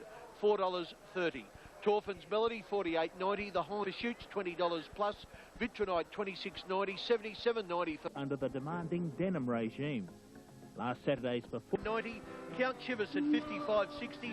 Tie the Knot into $4.50. Yippee-I-O at $6. Markham $63.20. Darazari $16.30. Fairform $36.90. Aerosmith still favourite, but he won't finish up favourite at $4.30. Torfin's Melody at $51.40. The Hind at $19.50. To number 11, It's All in Fun, $35.80. Champagne $15.90. Jezebel $30.20. On Air $55.10. Pursuits $20. just a short time ago. Tie the Knot is into 5-2. It is the favourite, as it has been all the way along. Aerosmith at 7-2. Now, punters have been very wary about the top weight Faithful Son. It's been around the 7 and 8-1 mark all the way through betting, and they are the only ones in single figures for this year's Caulfield Cup. The only one... Oh, boy, we've got a jockey out the back from Fair Form. I don't know what the problem... Guy's got Tie the Knot. He's got a barrier tendon up with him, just giving him a pat on the forehead. I think this horse is out. I think this horse Kenny, is out. They are going to scratch his horse. Yep, Fairhorn is poor Opie Bosun. He's come all the way from New Zealand. I feel for the connections of Fair Form, and how ironic now that our Unicorn never got a run. And the reason being, Kenny, just let me... Tie the Knot again, well, the favourite down towards the inside. Aerosmith was away fast. Yippee-Yo-Yo drops in behind them with Markham. Away fast, Champagne, and here's On Air from the outside gate. She has crossed the field with blistering pace, and in a breeze, On Air led Darazari, who got a beautiful cut across to the inside. Jezebel third on the rails, being followed by Vitronite. Lisa's Game a little wide, turning out of the straight. Just behind them, Torfin's Melody. Oh, Aerosmith about 4 wide, fighting Greg Childs at the moment. Faithful Son just inside him, and Champagne's on the fence, and then the hind Tie the Knot a length and a half away. Next is Von Ann going up outside pursuits. Yippee-Yo-Yo, Count Chivas, Markham, and It's All in Fun as last of all. Torfan's Melody, the leader, coming after it now as they come along the side. Lisa's Game and On Air in the centre, and they lead by 2 lengths to Jezebel, and next Darazari on the outside from Vitronite. Aerosmith back behind them, Champagne on the rail, and then came the hind. Tie the Knot's got a bit of work to do coming towards the turn. He's down on the inside of Faithful Son, and then Pursuits, and It's All in Fun. Lisa's Game and Torfan's Melody come to the turn in front. Champagne getting up on the rail. Darazari wider out. Jezebel putting herself in the picture. Tie the Knot is threading through the field. Lisa's Game has taken the lead from Torfan's Melody. Champagne on the rail, and then Tie the Knot and Darazari. Lisa's Game, Torfan's Melody getting tight on the inside. Champagne flattened. So is Jezebel. Torfan's Melody, Lisa's Game, and Tie the Knot is flying. Torfan's Melody in front though. Torfan's Melody has beaten Lisa's Game. Tie the Knot third in a very rough Caulfield Cup. The inside of Darazari, they're followed further back by Vitronite. Aerosmith hasn't got on the track, and the hind hooked around it. Champagne waiting for a run on the fence, a length further back. Tie the Knot. He'll need a ton of luck from their pursuits outside him from Faithful Son, and further back It's All in Fun as they scout right in the Caulfield Cup. Torfin's Melody, the leader, turning for home now from Lisa's Game on the outside, then Jezebel. Champagne back to the inside. Further out, Lisa's Game has reached the front now from Torfin's Melody. Here comes Tie the Knot. He's in the clear, coming with a run. Lisa's Game, Torfin's Melody have knocked over Jezebel. Tie the Knot with a withering run. Torfin's Melody again in front of Lisa's Game. The importer's going to take the Caulfield Cup. Torfin's Melody. And that Lisa's Game ahead third is Tie the Knot. Yes, I think... Back behind them, Champagne on the rail, and then came from Darazari. Next to finish was Jezebel. In behind them, It's All in Fun, Aerosmith. They were trailed then by Champagne, who got flattened in the run. Yippee-Yo-Yo next. Vitronite towards the end, in company with Pursuits, Count Chivas, the hind, and Von Ann, and one more, Markham. And On Air was back behind it, last to finish. Wow, talk about controversy. This is the horse the committee put into the Cup. Didn't satisfy the conditions. They put him in, and the English horse won the prize. 9, 18 and 3, $58.30. The bookies are cheering. $13.40 for the place for Torfan's Melody. Lisa's Game, $10.50. Tie the Knot, a tad disappointing in the straight, $1.80. Torfan, what controversy. Let's watch the head on. That Champagne, wow, on the rails. Yellow and red colours. Look at it get flattened. Jezebel, Chris Muntz couldn't do much about it because the force came from outside of them in the red cap, and the red cap was carried by Ray Cochran, the jockey of Torfan's Melody. Yeah. You expect him to go to the front? If the pace wasn't fast enough, Ray said he would make it. It's made a hard week all worthwhile. Thank you, Ben. Ken, very excited. Track yesterday, we had a little discussion. Tell me about the run in the race, Ray. I popped up. I had a bit of trouble in the first turn here. Then they were going slow, so I thought, well, I'll go make it. He likes it in front. I had easy lead. And then the horse challenged me in the straight. He went off a true line a little bit. He sticks his head out. He's got a big heart. Ray's hadn't raced since the 2nd of September, so that's about 6 weeks ago, and yet he was fit enough to... Yes, Chris Muntz is the man that's putting in the protest, and it is actually against the winner, alleging interference in the straight. So there we go. There is a protest in the Caulfield Cup by Chris Muntz, the rider of Jezebel. Jezebel has protested against the winner for interference in the home straight. Now, Jezebel, number 13, has not finished. Torfern's Melody or him come across. He certainly gets in. Watch Chris Muntz here. He's probably yelling out at this point. Up in the irons he goes. He's trying to stay aboard. And, well, Eddie Wilkinson on Champagne, how he didn't go over the inside running rail is amazing. I'll say this, I doubt if Torfern's Melody will lose the race, but I'm quite sure. Sir, I definitely believe upon entry that she would have fell. Not only that, the amount of interference that she has come under has certainly cost her far more than the lengths of 2 lengths. I believe it's costed the margin of at least 6, and I believe that she certainly would have won the race. Knowing the way that she was feeling and coming on into the race, she was certainly just picking up momentum all the time, and I have no doubt that she would have won the race except for the interference. Approaching straight, which I knew they were. I picked my whip up on the right. The 2 horses on the inside had every chance to make their run. I never made any ground on lead, maybe half a length where they stayed, the whole length of the straight. I heard Mr. Monk shout that my horse, I knew my horse was drifting left, because the horse on my immediate outside started to run down the track too. As soon as I heard Mr. Monk's shout, you see me put my whip down, straighten my horse, riding right hands and heels to the line, sir. In my indication, I give him the inside run, him on the other horse. He never made no ground. I knew he was there, and the accident, the interference was actually it, sir. To come into the... Protest dismissed in the Caulfield Cup. We can tell you that's the announcement Mr. Gleeson will make. The protest has been dismissed. Well, what a great feeling it must be for Connections. For the objection, they'd have to be satisfied that Jezebel would have beaten Torfern's Melody home without the interference. With the margin the way it is, the stewards were not satisfied in their own minds that the interference did affect the result of the race, so therefore the objection it is dismissed and the placing stand. Thank you, but we'll see both your riders before you leave the course. Day in my racing life, and I'm just thrilled a bit. Torfern's Melody scored at 66 to 1 from Lisa's game. Tie the knot, disappointing no one, part of a $14,000 trifecta. The Daily... Look, you couldn't have written that in fiction because people would have just said he's gone totally over the top. That's too far from the truth. The Cup had drama in its lead-up and high drama on the day, Max. Look, Sandy, Steven Spielberg couldn't have come up with a script like that, so well, we had no chance at all. But it would have been certainly one of the most, well, the most controversial Caulfield Cup that I can recall, and perhaps even the most controversial race. When you look at the lead-up, when you look at the day, when you look at the result, when you look at events subsequent to the result, Max, we'll never see another one like that. Will going Torfern's Melody have run?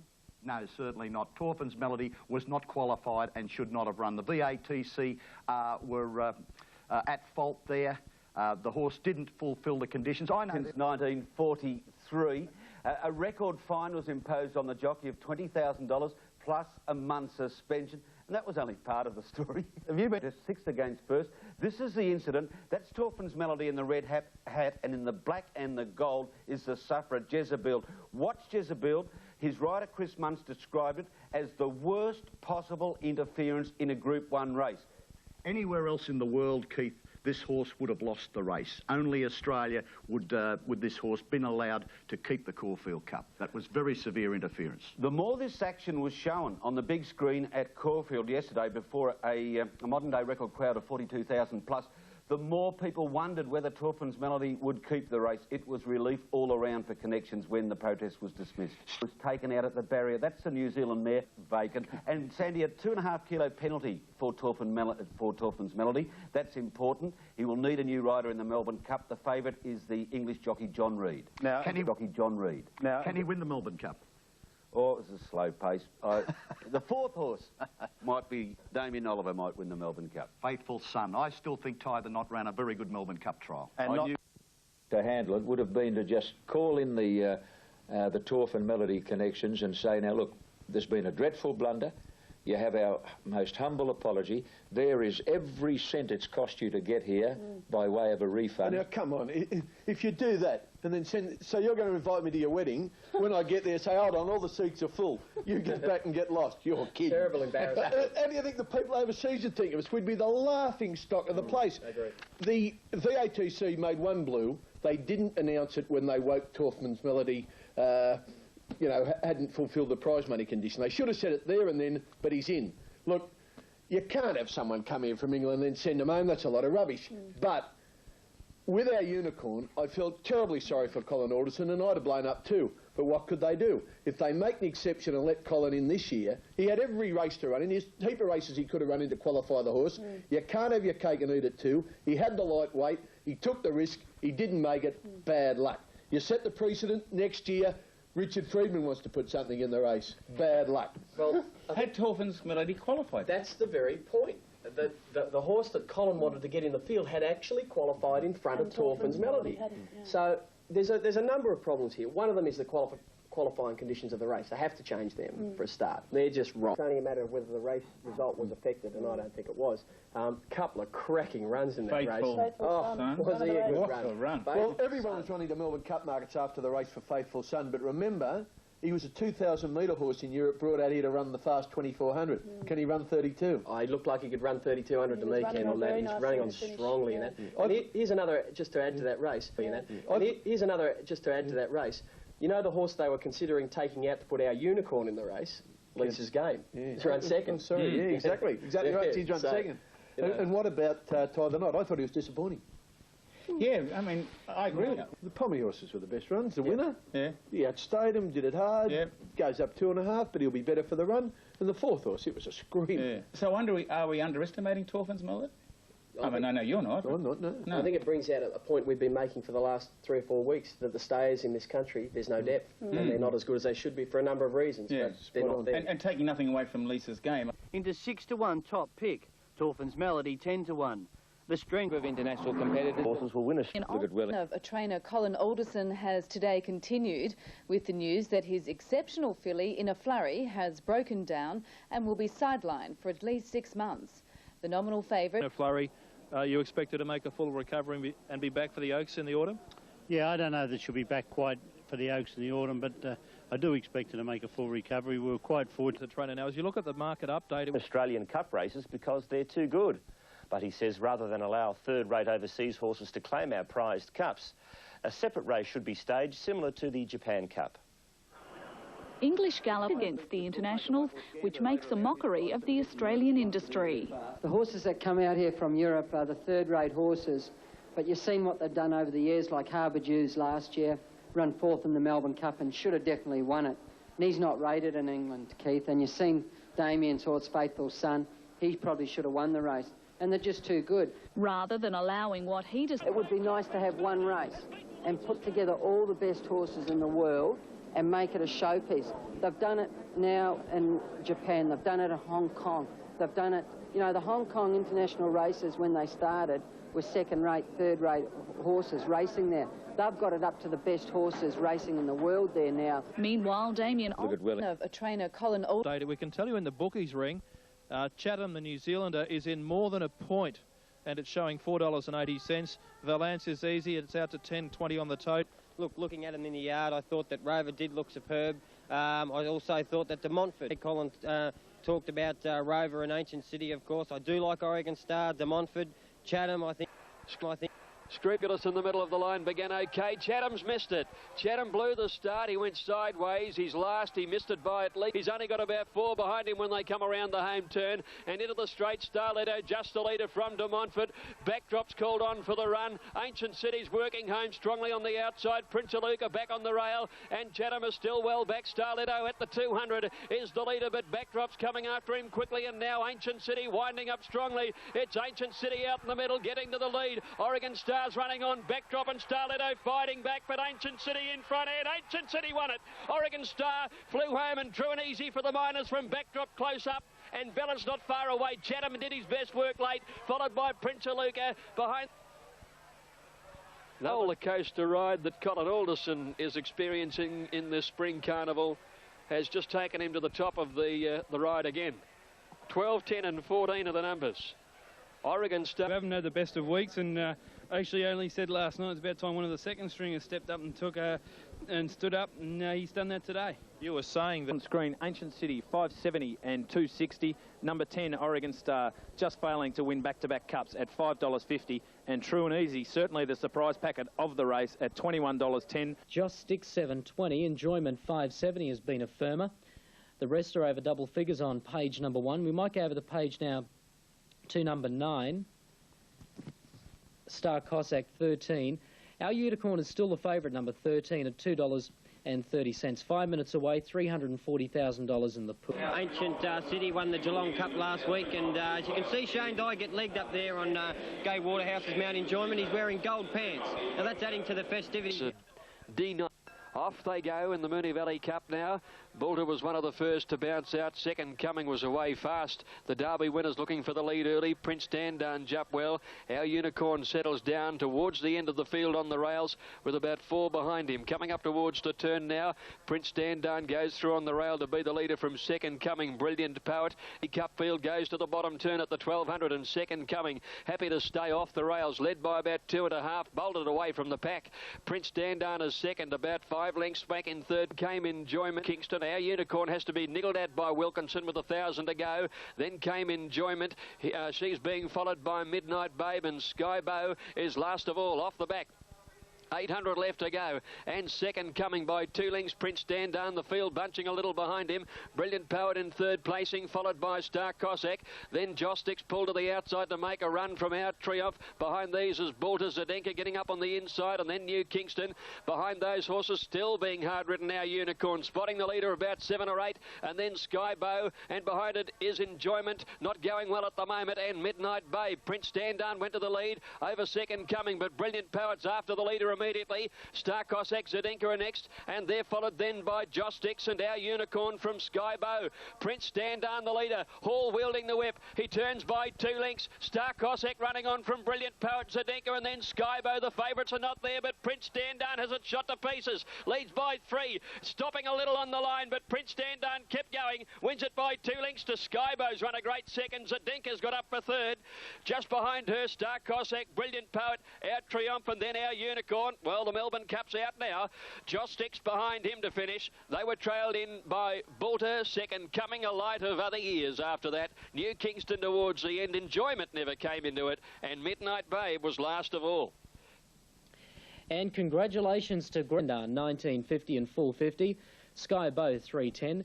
Zdenka, $15.30. The Quinella, $115. Just pointing Eddie Wilkinson there, and mind you, they run a track record here too, Brendan, so, you know, take away nothing from the winner. He's done a mighty job and a great training. The Pines, runaway Shane Dye's mount is at $4.70, $19.40 for Double Helix, Lord Larwood at $55.30, and Danelaw at $4.80. Well, the horses...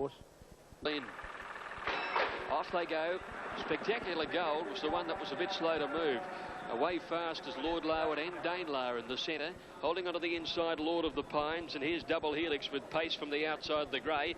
Lord Larwood led, Double Helix moved up and joined it at the post, a lap to go. Mossman trapped out but can get in as Danelaw is easing back. He's won a gold on the inside last of all. Off the back at the 800 metres now, Lord Larwood the leader. Half a length clear on Mossman. Double Helix a length and a half away. Lord of the Pines a neck away fourth. Then Danelaw followed by Runaway and Spectacular Gold. The 2 back markers will need to get a move on. The school coming up, and Mossman went to the lead. Lord Larwood gone. Double Helix next, and now Danelaw is starting to work into the race well. Lord of the Pines in the green and the yellow colours is coming home near the inside. Mossman led, Danelaw the big challenger at the turn. Lord of the Pines is next. Runaway is putting himself in the picture. Spectacular Gold second last turning. Mossman in front, the filly Danelaw coming at him now, and Runaway starting to answer Shane Dye. Mossman, Danelaw and Runaway on the outside. Mossman fighting on courageously. Danelaw and Runaway getting to him. Mossman, Danelaw, Runaway the outside. Mossman, I think, from Runaway, with Danelaw just weakening slightly to third. A gap Lord of the Pines, Spectacular Gold, never came into it. Beat only Double Helix and Lord Larwood to the line. Photo. He seemed to relax, and I was quite happy. But then, as you can see, I was 700, 800 from home. The leader had gone, so you get left in front too far from home at the valley. They run you down. So I thought it was quite a good run, and he's run smart time. So I'm tickled pink. One good effort. It was exactly and $2.60 for Mossman. Runaway $2.60. Danelaw no third. Mossman 11 to 2. Jimmy Cassidy Runaway 5 to 1. Danelaw, good run for the Freedmans at 13 to 4. Spectacular Gold 11 to 8. Runaway had the tag up behind Danelaw, but when Danelaw sprinted, Runaway just couldn't go for a few strides. But, gee, what a hope he is for the Derby. Sensational. And a shame to see Spectacular Gold disappoint yesterday. I think his Derby plan... Simon, your thoughts on Runaway? Yeah, Graham, I thought that Runaway... look, I spoke to Shane after the race. He said he should have gone a little earlier. Simple as that. He was just lifting... You got to watch them going out of the straight the first time, getting along the backside there and so on. They were all pulling, and there was no designated leader. Nobody really wanted to lead. And a credit to Clary Connors. She got struck over the head with a whip at about just before the turn, and she did a very good job. I thought Runaway's the one to beat in the Derby as well. Yeah, and I wouldn't totally discard Mossman. It doesn't like the wet tracks. It's had interrupted preparation, had to be scratched. Oh, the Swept Stakes, mostly called the Moyer Stakes in recent years, is next up. Race 4 on the card, and here are the totes. Number 1, General Nadim, $1.50. Show No Emotion, $5.20. $13.70 for Notoire. $10 Yes, new camp General Nadim from the Bill Mitchell now at the Clary Connors. He started off on a winning note with Mosman, and the General, as per usual, looks absolutely spectacular in a mounting yard. His coat is through. He's really got that... Show No Emotion won the jump on the outside with Mazelda Ends. The General dwelt slightly, but he's hunting up through between horses now. Dance Speed on the dance speed and to Notoire. Coming through the gap now, and Show No Emotion by 2 lengths General Nadim, 2 lengths to Dance Speed outside of Point. Mazelda Ends outside of those 2, and Notoire last of all. Show No Emotion the leader. Burns getting a bit anxious here on General Nadim. He hasn't let the leader go, and under the whip General Nadim has to really find round the turn, and Show No Emotion's race 3 or 4 in front. The General can't go on. A Point's chasing the leader, then Dance Speed, but Show No Emotion, he's 3 or 4 lengths in front of Point, trying hard, but Show No Emotion, the sprint sensation, stopping on the line, but will be too good and beats a Point. Dance Speed 3rd, Notoire 4th, second last as Mazelda Ends, and the General, he's turned in an Oakley Plater. And in next of all, the General's chasing pretty hard, and Show No Emotion's full of running to the turn. Led by 3, the General is under the whip running second. Then further back a Point, followed by Dance Beat, but look at Show No Emotion. He's 4 in front around the turn. A Point is after him. General Nadim is struggling from Dance Beat. Show No Emotion 3 in front of a Point, who's trying hard, but a blistering gallop by Show No Emotion. Down to the post, wins by 1.5 lengths a Point. 3 away, 3rd Dance Beat, then Notoire. Then... Wow, General Nadim. He has won the Newmarket in Victoria, but he went shocking in the Oakley Plate, and he went like that today. He finished last of the 6 runners, and, well... Darren, it wasn't the plan. Oh, gee. You know, Mate, you look a bit nervous. I tell you what, I never won a race Cox Plate Day, Darren, and I was born and bred in this area, and my mother was a great influence on me training. She passed away and never got me to see me train, so it holds a lot of memories for me today. Well, mate, and the dividends on 2, 5 and 4, $4 and $1.90. You know, General Nadim, horse's ears tell you everything. His ears were flat back on his head in the run home. He was very unhappy, as was his trainer, Clary Connors. I think he's got a some sort of wind problem. He's done in the Oakley Plate the same type of thing. Since we've tied his tongue, that's the main problem. His legs are good, everything's fine with the horse. Simon, what are your thoughts? Richard? Well, I thought the winner was a very strong win. He's a very good horse. I mean, he's proved that a number of times. I thought the track at Moonee Valley, without making too fine a point, did possibly favour leaders a little bit, and I was sort of predicting that before the event because they ran a race meeting on the Thursday with the rail out 4 metres and then shifted the rail back in 4 metres, which leaves a very good strip along the inside fence. But Moonee Valley's a bit like that anyway. I think they got away with it. A wet night on Thursday night could have caused big problems. What about Rustic Dream? The totes for the Waterford Crystal Mile. Number 1, Umrum, $5.70. Number 2, Corporate James, $6.60. Rustic Dream, $6.70. Gold City, $14.70. Principality, $11.70. Pearl Prince, $29.50. Tri-Cove, $6.10. Nightly Sword, $41.20. Mushtark, $26. Calistair, $10.80. And over the page, Mighty Way, $6.80. You really want to clean up. Doesn't to go a half in front from Pearl Prince and Carlistair, who's been working overtime. He's going to head them off and go to the lead at the 800 turn now. 2 lengths Nightly Sword, 4th, but travelling 3 wide now. Around the outside of Mighty Way, Irish Air in the red colours on the fence. 2 Corporate James caught out very wide off that bottom turn, and then Rustic Dream, Mushtak and Gold City. Principality is next to last, and Tri-Cove whipped up the field. Down the side they come, the pressure has been on from the word go. 600 out now, and Pearl Prince has gone to the lead over Rum on the rails. Carlos there feeling the pinch. Mighty Way called on for a run. Corporate James coming around the outside of Knightly Sword. Irish Air getting home along the rail when they came to the bend, and then Rustic Dream. Rum the leader, but he's been tested early. He's going to corner in front of Mighty Way in the green colours, wobbling a bit round the turn. Brush with Corporate James. Corporate James is still coming. There's a run for Irish Air in the red now. Rum, Corporate James out wide. Rustic Dream coming on the outside. Corporate James, Rustic Dream, it's his day. Yes, it is. Rustic Dream goes on to win by a length and a half. Rustic Dream beat Corporate James and Irish Air. Behind Rustic them was Dream 11-2. Corporate James, who hung in down the straight at 15-2. Irish Air 10. Favourite Mighty Way 4. And I apologise for upgrading the Waterford to a Group 1. But what a fantastic win by Rustic Dream, Richard and Simon. I thought Rustic Dream has been looking for to win a good race like this for some time. He's been a really tough competitor, hasn't had things his own way this spring, and Mick Price has had his problems with the horse, trying to get him in the race with the right conditions. He found them yesterday, and he really went on with the job, and he's a really good Group 2 horse. He's got to make the step to Group 1 now, and we'll probably get a look at that in the Emirates Stakes at the end of the Melbourne Carnival. Yeah, great luck to Mick Price. He's had his difficulties with Rustic Dream, but a fantastic training effort. It has shaped up all week. The plate has shaped up all week as a two-horse race. Tycoon Lil versus Might and Power. But Shane Dye wants to add one more chance to the race. Always brash, never shy. Shane Dye is sticking to his guns on Cox Plate Eve, dismissing more than half the field. His response sharp when asked how many hopes were in with a chance. 3. Go through. Might and Power, who's entitled to be a even money favourite or less. He's got the form on the board. He beat us fair and square the other day. There was no excuse for our horse. You got Kinwood Melody, who I think's an outstanding 3-year-old. And then there's his horse, Tycoon Lil. And in the all-important riding stakes, Dye knows what he needs to do. Tomorrow I'll be riding just to beat Might and Power. And if I win, well, I win. I won't be going out there. I'm going naturally to win the race. But tomorrow, I will not be trying. I'm trying tomorrow to beat Might and Power.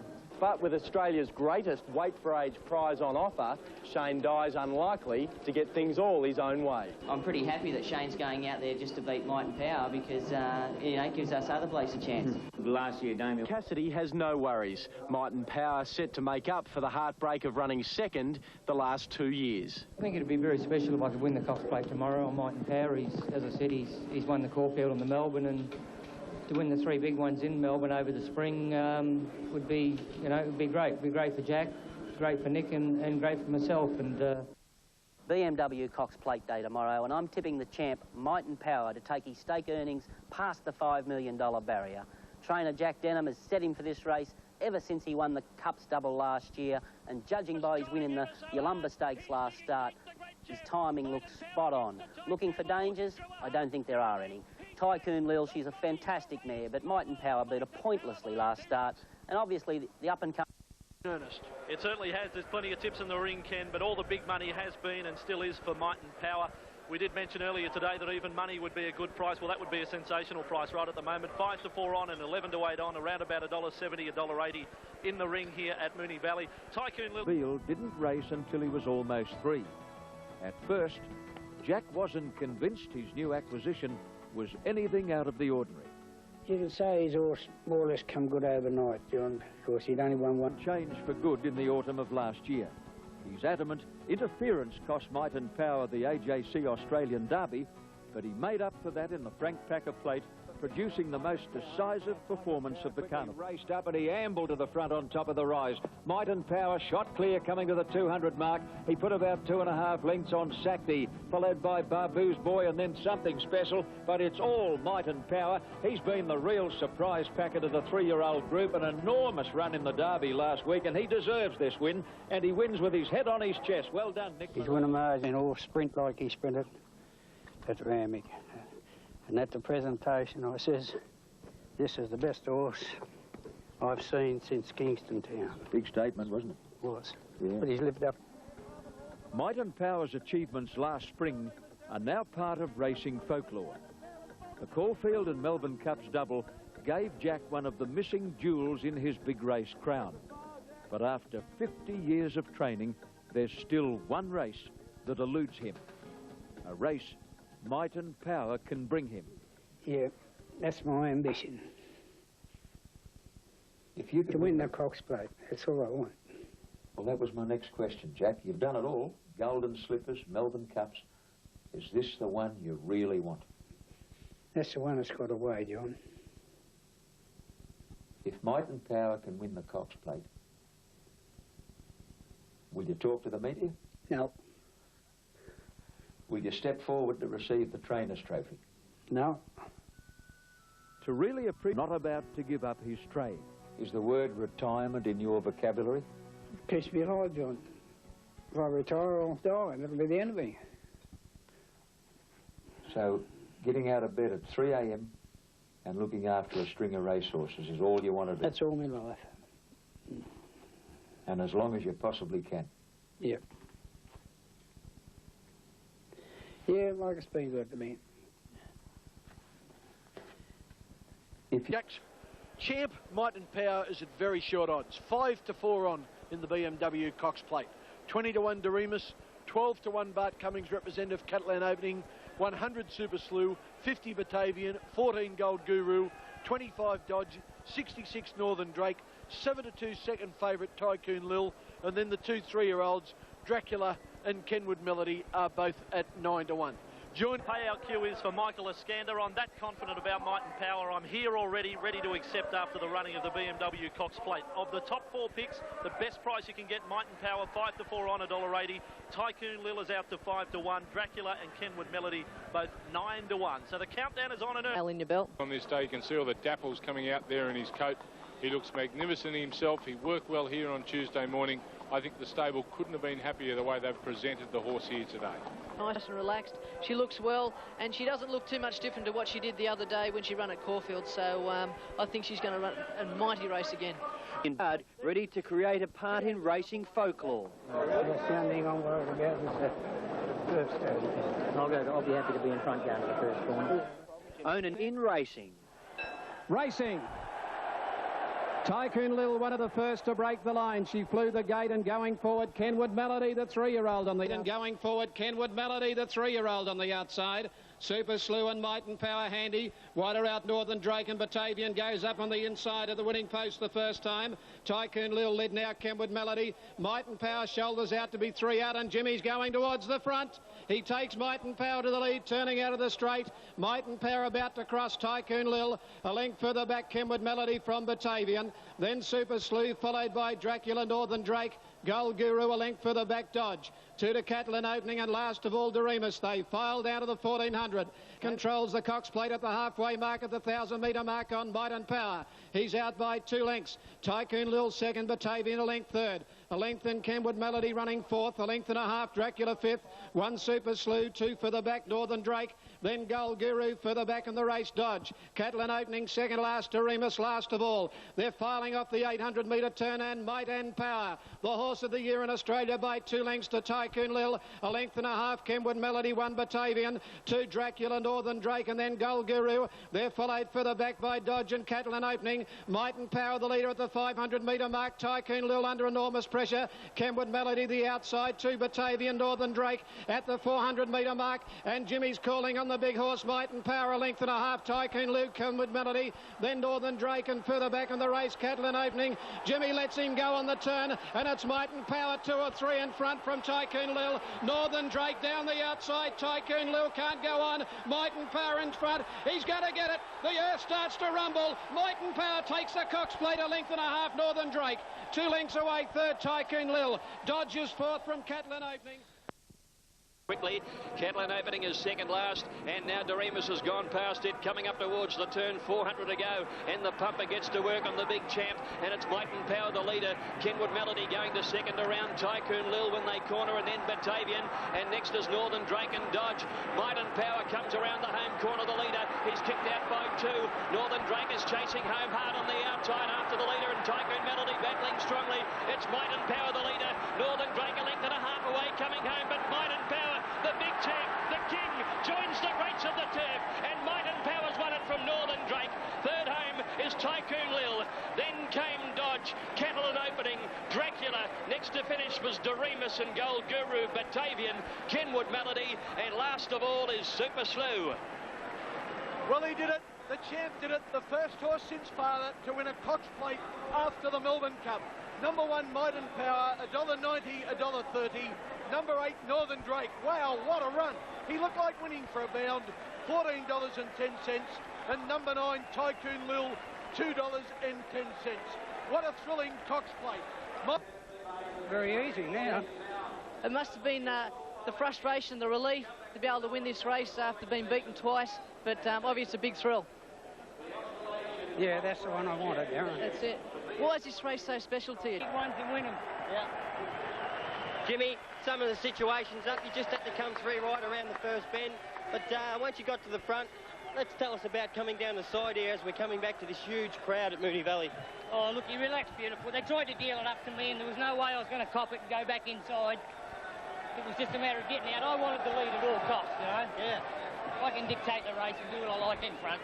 Jimmy, you swung around the half-mile bend there, straightening up along the school where the pressure mounts there in a Cox Plate. How were your thoughts there? So, I mean, you can actually see me look at the 800 metres. I looked across at the marker, and I thought, this is where the race is going to start, boys. Let's go. And you turned for home, Jim. The crowd started roaring. It was great atmosphere where I was sitting. What about yourself? Did you happen to hear them at all? I could hear them.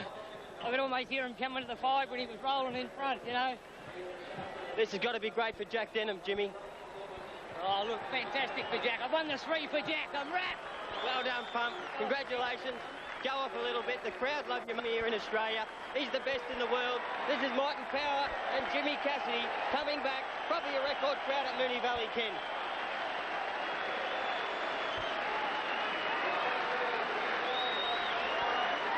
Well, there it is, the crowd, the reception for Might and Power. The crowd really yelled themselves hoarse.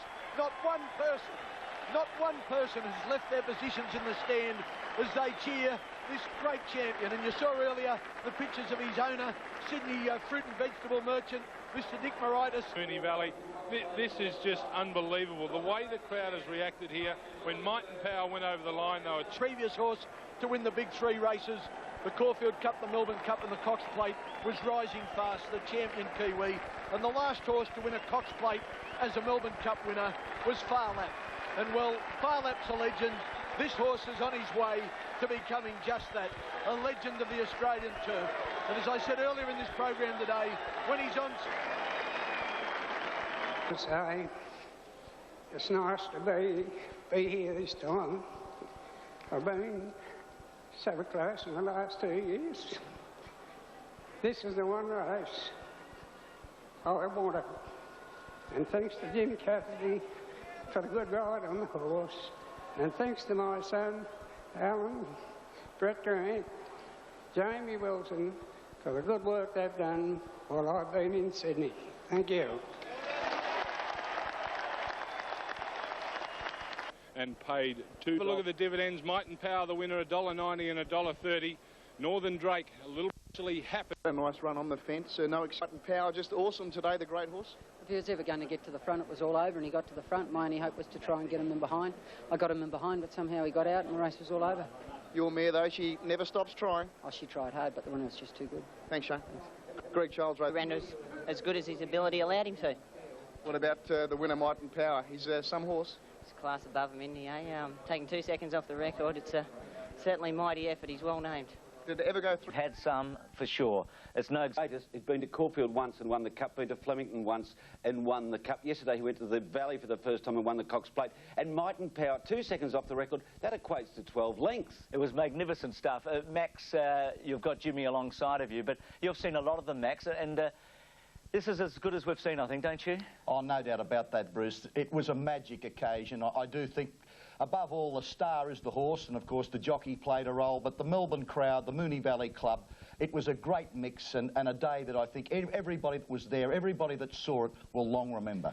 Bruce, I know the star's with us, but just one thing I've never seen on a race course before. Spectators jumped the fence yesterday at Moonee Valley to shake hands with the owner. Amazing stuff. stuff. It was unbelievable. It was. You go to the front when you take over from Tycoon Lou. You're drawn to, just talk us through, say, the first 300 or 400 metres. Well, you can see me digging here, Bruce. Shane, first thing he's done is look for me. He stated early in the week that he was riding a race to beat Might and Power. I've got the 100-to-1 shot on me outside Super Slew looking to cross me, and I've just had to come out, give him a bump, and my option was to lead, and all I wanted to do was lead going out of the straight. I said to Jack, no matter what, at all costs, I want to lead, dictate the race. And look, I stated early in the week, once I led, I always thought it was going to be a chase, not a race. After the race, the crowd erupted, Keith, didn't they? As soon as the horse hit the post. And Bruce, Jimmy wouldn't get off him. Special moment for racing yesterday, not for myself or Jack Denham or Nick Moratis. I think it was for the Melbourne people. They've really loved this horse, and I think they really deserve to see him. I deliberately took him up to the top of the straight to let the Melbourne people see him. I was lapping the moment up, and I thought it was very special. I love the Melbourne people, and they deserve to see it. So does your own wave to the crowd. Keith, I've never seen on a racetrack in my lifetime, 20-odd years in racing. This is unbelievable. But to be amongst that and be part of it is just something I can never, ever forget in racing. It's just very, very special. Somebody... They're all beautiful people. What about your horse, though? He's beautiful, too. Is it the prize money or is it the Thriller Beanie? Good thing she's here. I'll tell you about the prize money. The prize money. Nick, they said, Nick, what do you think about the prize money? And Nick said, something the prize money. But I think that's what it's all about. I think you've deleted. It is incredible, isn't it? It was greater than any prize money. You can see there, Big Nick is thoroughly lapping up the moment, and there's Jim lapping up the horse. There was one other moment, Bruce, when Jack Denham spoke. Yeah. And to see an old man trembling, quivering, expressing his delight at winning the race that he'd finished runner-up in for 2 previous years. Oh, there wasn't a dry in the house, including mine. Yeah, it was a poignant moment. Max, one of the things I think we learnt from the race is that it is a race for the big boys. The 3-year-olds have either got to be, they've got to be champions to win, and mares as well. I mean, she's a beauty, but it is a race for the big boys, I think, don't you? It is a race for the big boys. Might and Power is the biggest, Bruce, and I think he showed yesterday that he's a worthy contender for the world scene. Anybody that said Australian racehorses aren't as good as those overseas hasn't seen Might and Power.